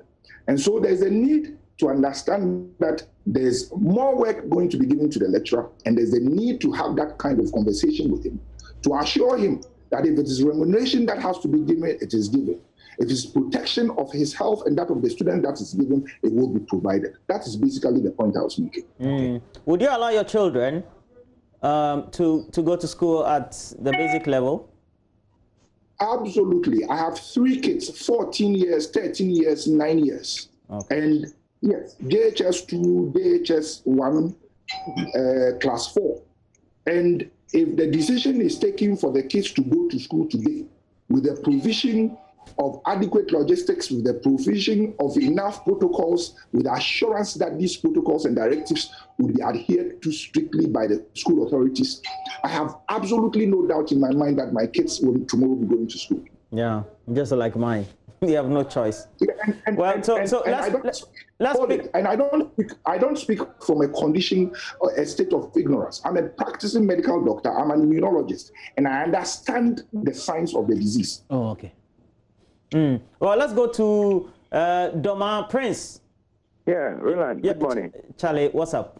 Adeo, Roland. Charlie, you be teacher? I'm not a teacher. Okay. I'm not a teacher. I'm a tailor. But then I also want to share a video. Please go ahead. Please go ahead, my brother. I just want to say that we should take time in dealing with this problem. I know that COVID has come to stay, but then we should take proper measures. Those people, excuse my language, the leaders will sit up there, say a whole lot of things. We have done this, we have done that, we have done this. But when you come to the ground, deep down the ground, that is not what is happening here. And then when something happens, because the teachers do not have the voices, do not have that kind of pedigree, they put all the blames on them. Yeah. So please, I just want to plead with them. They should just take their time, because I know COVID has come to stay. But education is very important, but the lives of the children is also very important. So I'm pleading with them to take their time in handling all these things. And well, Prince, you do know that across the world, even in Africa, the fatalities or the deaths pale compared to, and then also the demographics of the young people going to school, really, if you look at what the scientists are telling us, well, they get infected, but they are usually not getting too many complications, right? Yeah, I do. Okay, great. So that's where we end the conversation. Set. Tamale. Okay, we don't have set, so, but I want to come to all of you for a wrap-up, but let's go to a community near us where Nancy Abafajidadosi is also speaking live to community members, parents, students, etc. about what they think. Somebody already is holding an infant. That infant should be in Montessori. And Nancy Abafajidadosi, what do you say? You look good though, but yeah. What can you tell us? How can you start it? So we are at Nima. It wasn't hard finding these women. They were willing to speak, and also have one gentleman with me. But basically, it's about the reopening of schools. Our president says he'll be opening the economy in phases. You don't know what phases the schools will be reopened, but we want to take the thoughts of these parents and find out from them whether they are willing to allow their children to go back to school. But let me speak to the gentleman first. Thank you very much. Good morning, first of all. And what's your name? I'm Eben. Eben. How many kids do you have? What are their ages? I have 3 kids. One is 6, one is 4, and one is 1. Okay. So tell me, how has life been since March? The president closed down schools. It's been almost 5 months. You've been living with your children. Tell me how it has been balancing work and school. Oh, it's cool because I have a lady around who takes care of the children, and I also go out to do some little runs to sort the family. So it's cool. So that means, are you ready to allow your children to go back to school if they reopen? Because you told me that the eldest is in class 1. I'm willing to, but if everything is going to be okay and school will get reopened soon. I don't have any problem with that too. You don't have fears? No. Why? How? Maybe the government knows why he's reopening the school, so I'm also with him. Okay. But you know that our children, especially in class 1, they will not be able to practice social distancing and, you know, continually wear nose mask and all of that. Do you think it's safe for them to go back? With the kids, it's not safe, but with the situation at home, it's safe for us. Okay. Let me come to you. What about you? How has life been? 5 months with your children at home. And first of all, how many children do you have? I have only one child. And she's in what class? She's 6 months old. 6 months old. Okay. By my younger sisters, I have one in class 1 and one in class 5 too. And my younger sister, another one, she's in Accra Girls. She's in Form 2. But now life hasn't been easy because I myself am a teacher. I've been at home for 6 months now. No work. I don't have anything to do. So since government, we can go to markets, we can go to other places. We can even sit in church for food. So what shows we can go to school? So far as government can supply PPEs to students, we are eager to go to school. Because if coronavirus is there, why would government tell us we should sit in church for food? That doesn't make sense. Because we can't sit in church for food so that and you tell us that we can't go to school. We have to go to school. Because we will be wearing nose masks. Facial masks are there. Now they sell it like 4 cedis, 3 cedis. It's not expensive. So we can get them and be going to school. So government should supply PPEs for us too. Because we can't be at home for 6 months now. I don't know how to take care of myself. Also a teacher. I'm also a teacher, a private school teacher. So I don't... It isn't easy at all. It isn't easy. Because as you came, I was sleeping. By this time, I should be in school teaching children. And children are at home, they will be playing. They don't have anything to do. When you tell them to take books to read, they don't do it. So it's even better we should be in school. They should be, even if no social distance, we should be wearing face masks. That one will even protect us. We should be using sanitizers always. Because it has never been easy being at home. Actually, I don't like being at home. Yeah. I can imagine how difficult it is for you as a teacher. But are you not also scared, especially for your children? I know how teachers are close to. First of all, which class were you teaching? I teach nursery 2. Oh, okay, so good. Let's use nursery 2 as an example. First of all, we don't know how the virus will attack or affect our children in kindergarten and nursery. Now, these people, you can't control them. You can't say that, oh, practice social distancing. You can't tell them that wear your nose mask. They'll even exchange nose masks with their friends. You know, so as a teacher and as a parent in that situation, do you think that even if they open schools, nursery and kindergarten should be open? Nursery and kindergarten should be open too. Because so far as we heard about the virus, we'll watch them closely. We'll make sure when they go out, before they come in, they should wash their hands. When they're about to eat too, they should wash their hands. And they shouldn't exchange nose masks. But how you observe? In some schools, the kindergarten, they're like 50 in one class. No, we'll observe them. I know children are difficult to handle, but at times we try to control them. So we'll try to control them. We'll let them know that when you exchange your nose masks, you die. And children don't want to die. So whenever you tell them, when you exchange nose masks, they'll die. They won't exchange their nose masks. Okay, I'll come back to you, but let me speak to the other friend. Can you come a bit closer to me? First of all, do you have a child? But I know you live with people here. You've been with the children. Do you think, per what you've seen so far, do you think that our children should go back to school? And what are your reasons? Well, if the sickness is truly, around, please, I don't advise for the children to go back to school. It's truly risky, so I won't say the children should go back to school. If truly the virus is, I don't advise to go to school. Yes. What is your fear? I truly don't think the children should go back to school now. Maybe next year.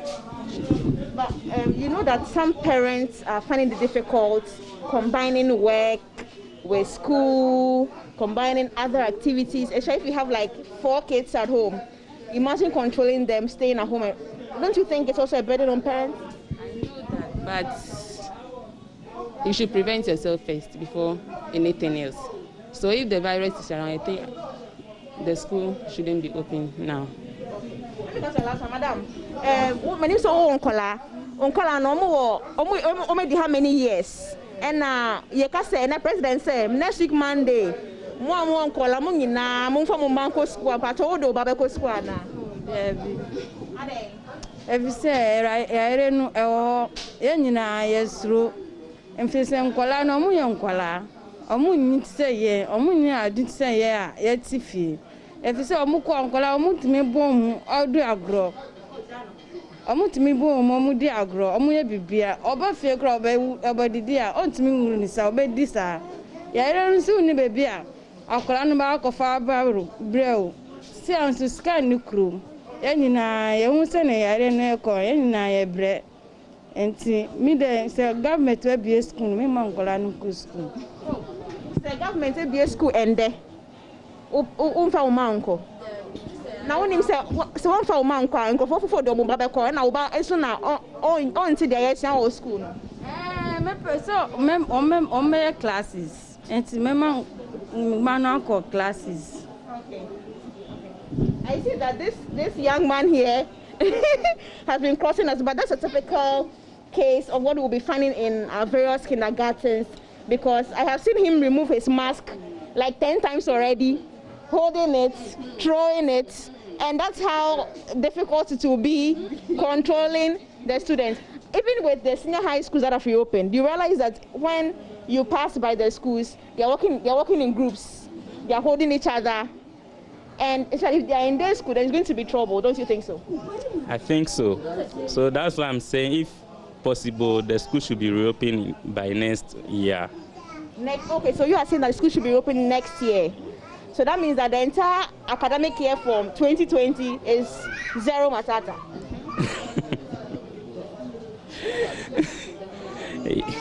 Yeah, I think so. You're willing to do that? Yeah, I'm willing to do that. You are the teacher again. What have been the concerns amongst your colleague teachers in terms of going back to school? Most of them agree, because we are just at home. We don't do anything. And we have nothing to do actually. Actually, I don't do nothing. They are worried. We are all worried. We are all worried about the children. But since marketplaces are open and we can sit in car for food, that shows we can go to school. Because you can go, you can be in a car, you see someone with a kid with him. Yeah. So what's the difference? But when you go to marketplaces, the way they have food there, you'll be passing, not even social distance. The one selling doesn't have a nose mask. You buying don't have a nose mask. So I don't see it to be something. But tell me about, you told me about how you live alone. You are not doing anything, but I'm sure that there's also financial burden on you.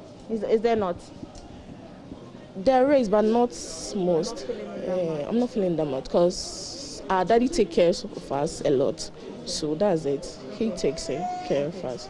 Finally, do you think, say government wants to open schools and he should consult parents? Do you think government should consult parents? Yes or no?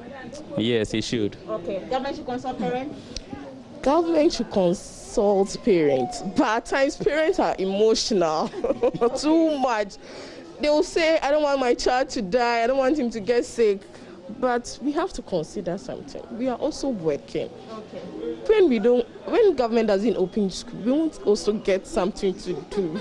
We don't want to be at home. So at times they should not be emotional. That's the problem with me. Should government consider parents? Yes, I think they should. I say government, so maybe a school on a parent ending common and sign away. Okay. All right. So looks like there's a general consensus because they feel that governments cannot open schools without their concerns being factored into the decision making. And so, Roland, you had some different views from parents. Some want schools to be. Yeah, that's Nancy Amefa from Niwa. It's just down the road, I have to say literally. And the parents having some mixed reactions, but I think majority will say that they want their children to go back to the classroom. I want them to go back to the classroom. But my views really. No, but J. Hyde, so your concluding remarks will be what?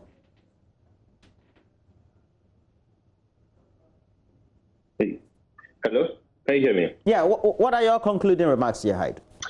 Yes, I think that generally we all come to the point where we are accepting that the physical teaching and then the virtual teaching is going to be part of the teaching mode moving forward. But we also are forgetting the fact that school fees are in two components: academic user facility fee and residential user facility fee. It means that we are not going to be spending the same time we used to spend on campus. And for that matter, the money that we are paying as school fees and the residential user facility fee, my students would want certain intervention from government. But some of the fees we even spend all the money that we pay an abrupt end because of the presidential directive. As I speak to you, we are going to use the e-learning platforms. You'll be using data. I mean, some of the schools have made some arrangements with the telcos, but it is limited. Now you've got to do your research. I mean, when you're on campus, most of our SLCs have financed Wi-Fi systems across the campuses. It is equally going to be expensive if students are going to study in their homes. And so we would also use your medium while we engage behind the scenes with the government stakeholders. Also use your medium to communicate the need for government to make an intervention for reduction in school fees for our membership. Dr. Amponsah. Yeah, Roland. Yes, please, your concluding remarks. Well, I just want to reiterate the point I made earlier at the beginning of the program, that one, ordinarily, our decision on the way forward would have been based on our understanding of the biology of the virus, host interactions, pathophysiology, and the type of immunity that is developed, whether it's fleeting or lifelong. Unfortunately, however, because of the large amount of uncertainty surrounding all these variables, we are going to have to make a decision based on the data that is available to us locally and globally. The science, there is absolutely no justification for a continued stay at home of the students or the pupils, except to say that a wholesale reopening where we expect every student to go to school at the same time is also not supported by the science. I think that a phased reopening per colleges or per year groups and the provision of adequate logistics, i.e. PPEs, Veronica buckets, and so on and so forth, is needed to ensure that parents have the assurance that once they take their children to school, the risk of them contracting the disease and getting sick is reduced. Again, various stakeholders must be consulted. Teachers, lecturers, students, and parents, they all need, their inputs need to be factored in on the decision on the way forward. Thank you very much, Roland. Okay, and you, Mr. Busaya? Certainly. Certainly what? Yes, I also want to reaffirm and reiterate the issues raised earlier. Number one, the teacher unions, and for that matter, teachers are not against reopening of schools. Number two, we are saying that the school environment must be secured. All the PPEs and all related equipment must be provided and adequately supplied. Thirdly, we are saying that it must be gathered by data from the current one we are piloting, and the second one has to do with the what do you call it, the report from the Ghana Medical Association and report from the availability of the PPEs to the teachers, and the final thing has to do with the input of teachers and other remuneration that must go to help them deliver must all be done. Thank you. You guys will go to the classroom. It's good that you're not resisting. Thank you, all of you. And well, we've had some great conversations right here today. And Dr. Allotey Amponsah helping us, Vice President, the University Teachers Association of Ghana. And good one and good contribution also from Isaac J. Hyde, who is the National President, the National Union of Ghana Students. Thank you as well. And you here, General Secretary of the Ghana National Association of Teachers, Thomas Musa. He's always immense. All of you have been immense, always coming to our aid when we need him to help us do many discussions regarding education. But it's where, again, we have to continue the bigger subject of the pardon that has been granted the students. 14 of them were dismissed initially. Now they've been asked to go sit these examinations, continue with it But we also do know that the Ghana Education Service has come out with a full release, and there is great indication as to which direction the Ghana Education Service wants to go. We just want to apprise ourselves with the latest from the stables of the Ghana Education Service, and the release already indicated that the students are dismissed from their schools, so that's one. You continue writing, but according to this release, you only come to the campus or the examination center to come and write with an escort around you. And for the schools that recorded distraction, when students went on rampage, the students having that surcharge meted out to them is going to stand, so they're going to be surcharged for that distraction. And then the heads of the affected schools should allow the students involved to come to the compounds to write any other paper that they are due under the guardian escort. So it continues. Cassandra Amponsah is the head of PR, the Ghana Education Service. She is going to join us for this discussion. And well, good morning to you. Are you already on the line? Yes, Roland, I'm here. Good morning. Yeah, okay. If you're on speaker, I would say that maybe perhaps get closer to the phone because you seem to be far off. But in the meantime, let's straight away get onto the stream and ask you. The decision point was, how did you arrive at the decision? Based on the appeal by the president? Yes, good morning to you, Roland, and then all viewers. Yes, we arrived at the decision based on the president's directive. You know, already we had given out our sanction. We indicated previously that they were dismissed and they were barred from writing the exam in the school. And I think that portion, people thought we said they could not write the exam. The Education Service, we don't have the mandate to prevent the students from writing the exams as it were. So we said they will not be allowed to write the exams in the school.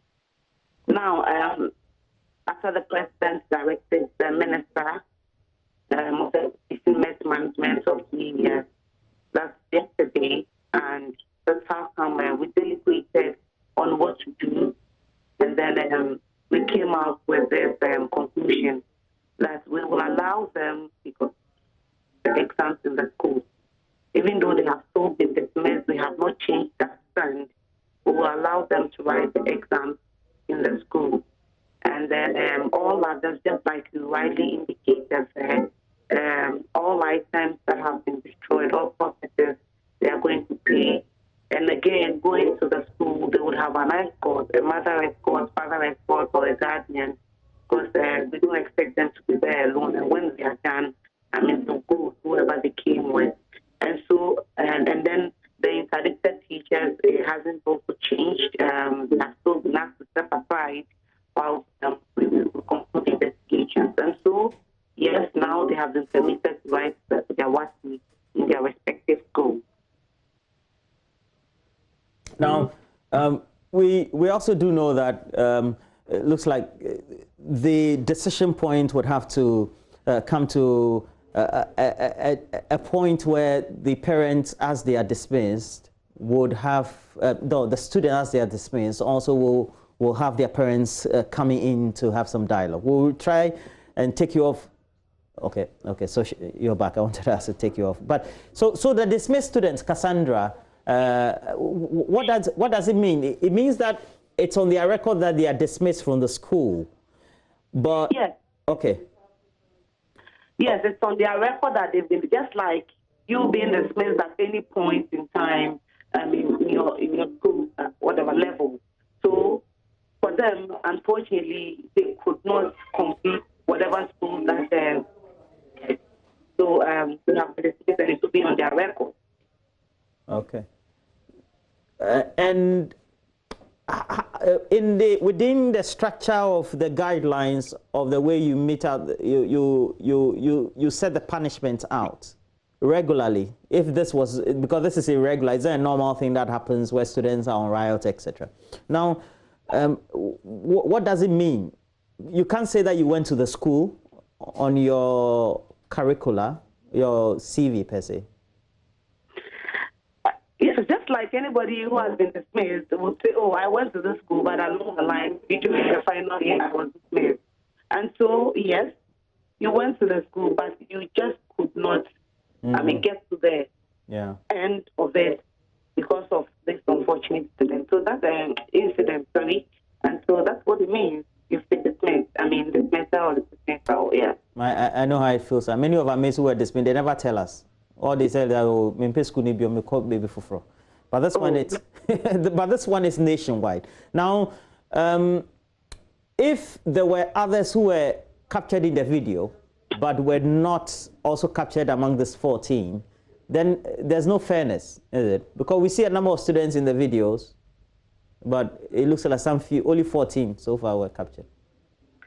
Yes, in fact, with these 4 schools that we even identified, they were not even up to 14. It was through the engagements with them that we even had other people also coming on board, like getting to know that there were other people who also played a role.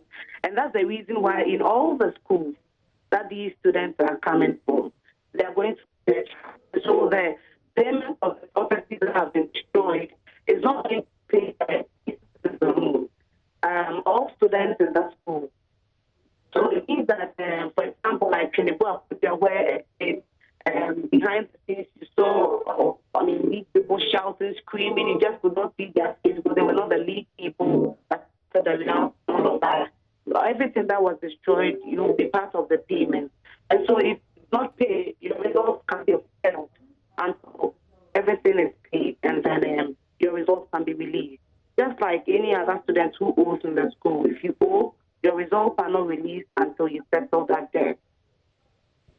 Please, are you saying that the final year students, let's say in some of the schools where we had destruction of property, will be surcharged, or only those found culpable?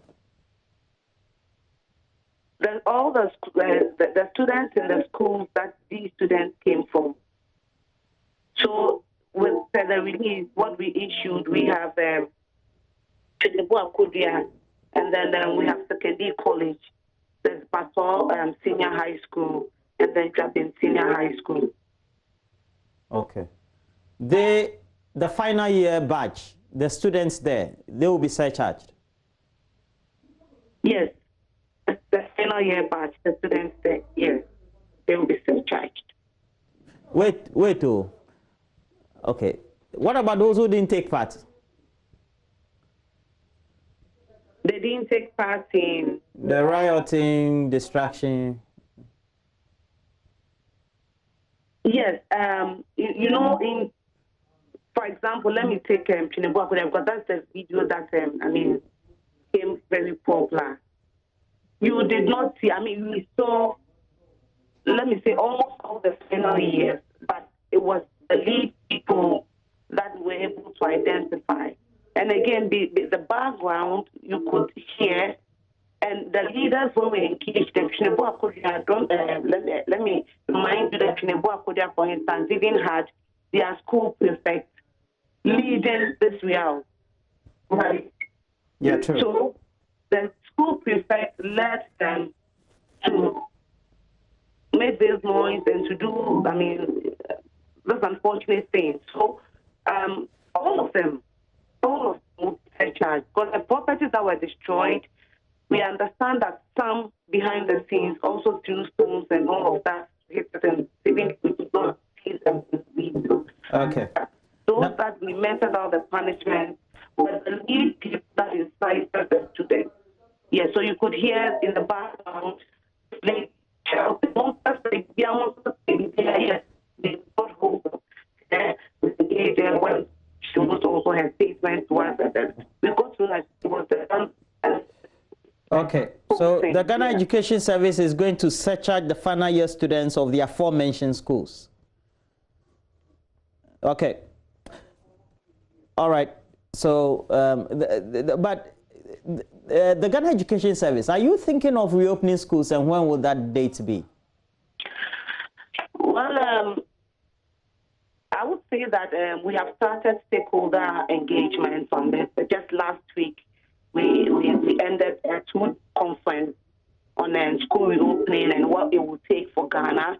We had to discuss extensively the global framework put up by UNICEF and all of that. Yes, there was a virtual summit. So yes, we have started stakeholder engagement, but as to the exact date that schools will reopen, no. But of course, we can't also sit down till the end of time. So we have to begin discussions and then get stakeholders involved and to know what exactly it will take. So these are kids and at home are kids, and so what will it take for them to go, especially even with the early childhood grade. Okay, but the ministry the Ghana Education Service will have its mind of its own. So what is brewing within internally?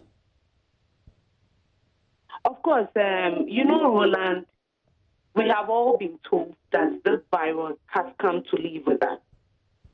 It tells us that indeed we can't also be home forever. So definitely, it just can't be forever. Whether it will take months or even a year or whatever, we will still have to go to school. So yes, we have the mind that regardless, we will still have to go back to school. School reopen. And so with this, we have started some preparations towards it until the time comes or the appropriate time is due, and then we can announce. I want my children to go to school in September. It's when ideally the academic year should have started for 2020-21. What do you think, Ghana Education Service? If by that time everything is set and we can go to school and then begin the academic year, fine. But again, you know that COVID has distracted a number of activities, which includes school activities. And so should September come and we have still not reopened, so definitely we have also a plan as to how we are doing some simulations, because definitely we know that the calendar would change a bit. And so, yes, when we get there, when we get to September and schools are not reopened, there's a plan B as to how we would tweak the calendar to suit everything. What's the plan B? The plan B would be made known when it's concluded. I don't understand. Is that plan B will be made when what is done? You are asking of the plan B. I'm saying that the plan B would be made known when everything is concluded. We have not finalized anything, so I can't give you a concrete response. Everything is underway. We are, at the stakeholder engagement level. We are looking at plan A. We are looking at plan B. Of course, as any serious institution, we even look at plan C. So should this not come on, what happens? And should the plan B fail, what happens? And so that's all that we are discussing. And so when that is concluded, we'll let you know, Roland. Yeah, one of the 10 leading PR women in Ghana. She is the boss for the PR department of the Ghana Education Service. Thank you very much, Cassandra Chum. Many thanks for having me, Roland. Thank you. And, well, we've concluded on that. So I want to thank the president. You want to thank the president? Yes. Okay. Yeah. Thank you very much. In fact, we want to express our profound gratitude to the president for giving the students the opportunity to write the exam. Because when this thing came up, we indicated that to take away the opportunity for them of writing, it has the potential and the tendency of increasing the consequences of child labor. Because the moment you take away the opportunity to education is child labor. So we thank the president very much, and we say God bless him for his intervention. We are grateful. It's good that you like the president. Anyway, so that's where we take a break. When we come back, we'll bring you all that's happening in the world of entertainment. Just stay with us. Good morning, I'm Kadi, and you're welcome to the Showbiz segment right here on the AM show. Now, I had the opportunity to talk to one of our Create Concepts artists, and that's Sugalord, and he told me about his new song, how he got signed on to Create Concepts, and he gave me more info in this interview. Watch this.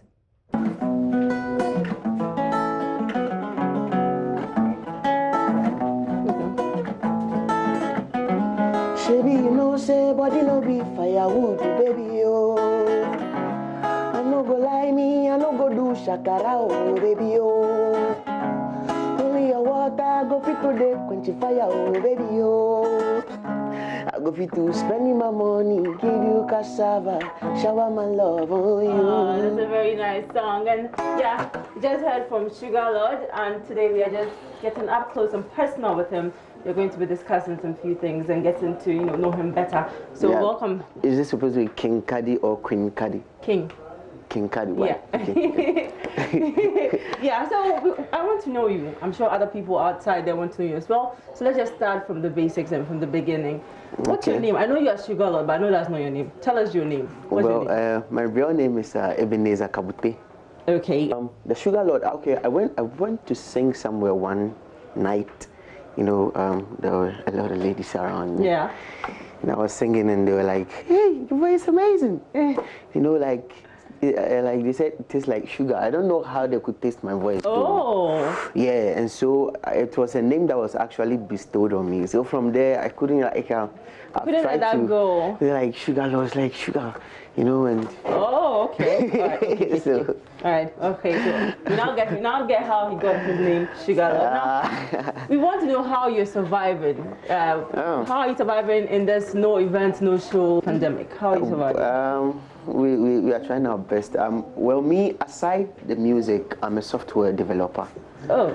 Yeah, I work with iPro Solutions. Just like your boss. Yeah, just like my boss. Yeah, so I work with him. So, as for IT guys there, we are still in demand because you need your virtual stuff. Yeah. Yeah, we have to design platforms for people. Yeah. Yeah, so we are still in business. Yeah, so you're a aside the no show developer. That means when it comes to streaming of your music and stuff, you're sorted. Yeah, I'm you have sorted. your music on all platforms. Yeah, on all platforms. Okay, all right. So I want to know, how did you get your connection with Create Music? How did it all start? I think I've been working already before I started music professionally. Okay. Yeah, I've been working already with Mr. Forsen, my boss, and he has a very key interest in my musical abilities. So is he the main reason why you went into music? He's a major part. Did he push you into music? Yeah, he's a major part. Let's say, major part. Did he force you into music? He didn't force me. Yeah. Okay. Yeah, he didn't force me, but he encouraged me. Let's put it that way. He encouraged me to do this on this scale. And so I think so when he had a chance to establish a music label. Yeah, he decided to put me on. I'm not the only one on the label though. We have Poster Boy and Eva Maria. What genre of music do you do? Right now, I'm a musician. I don't like to be.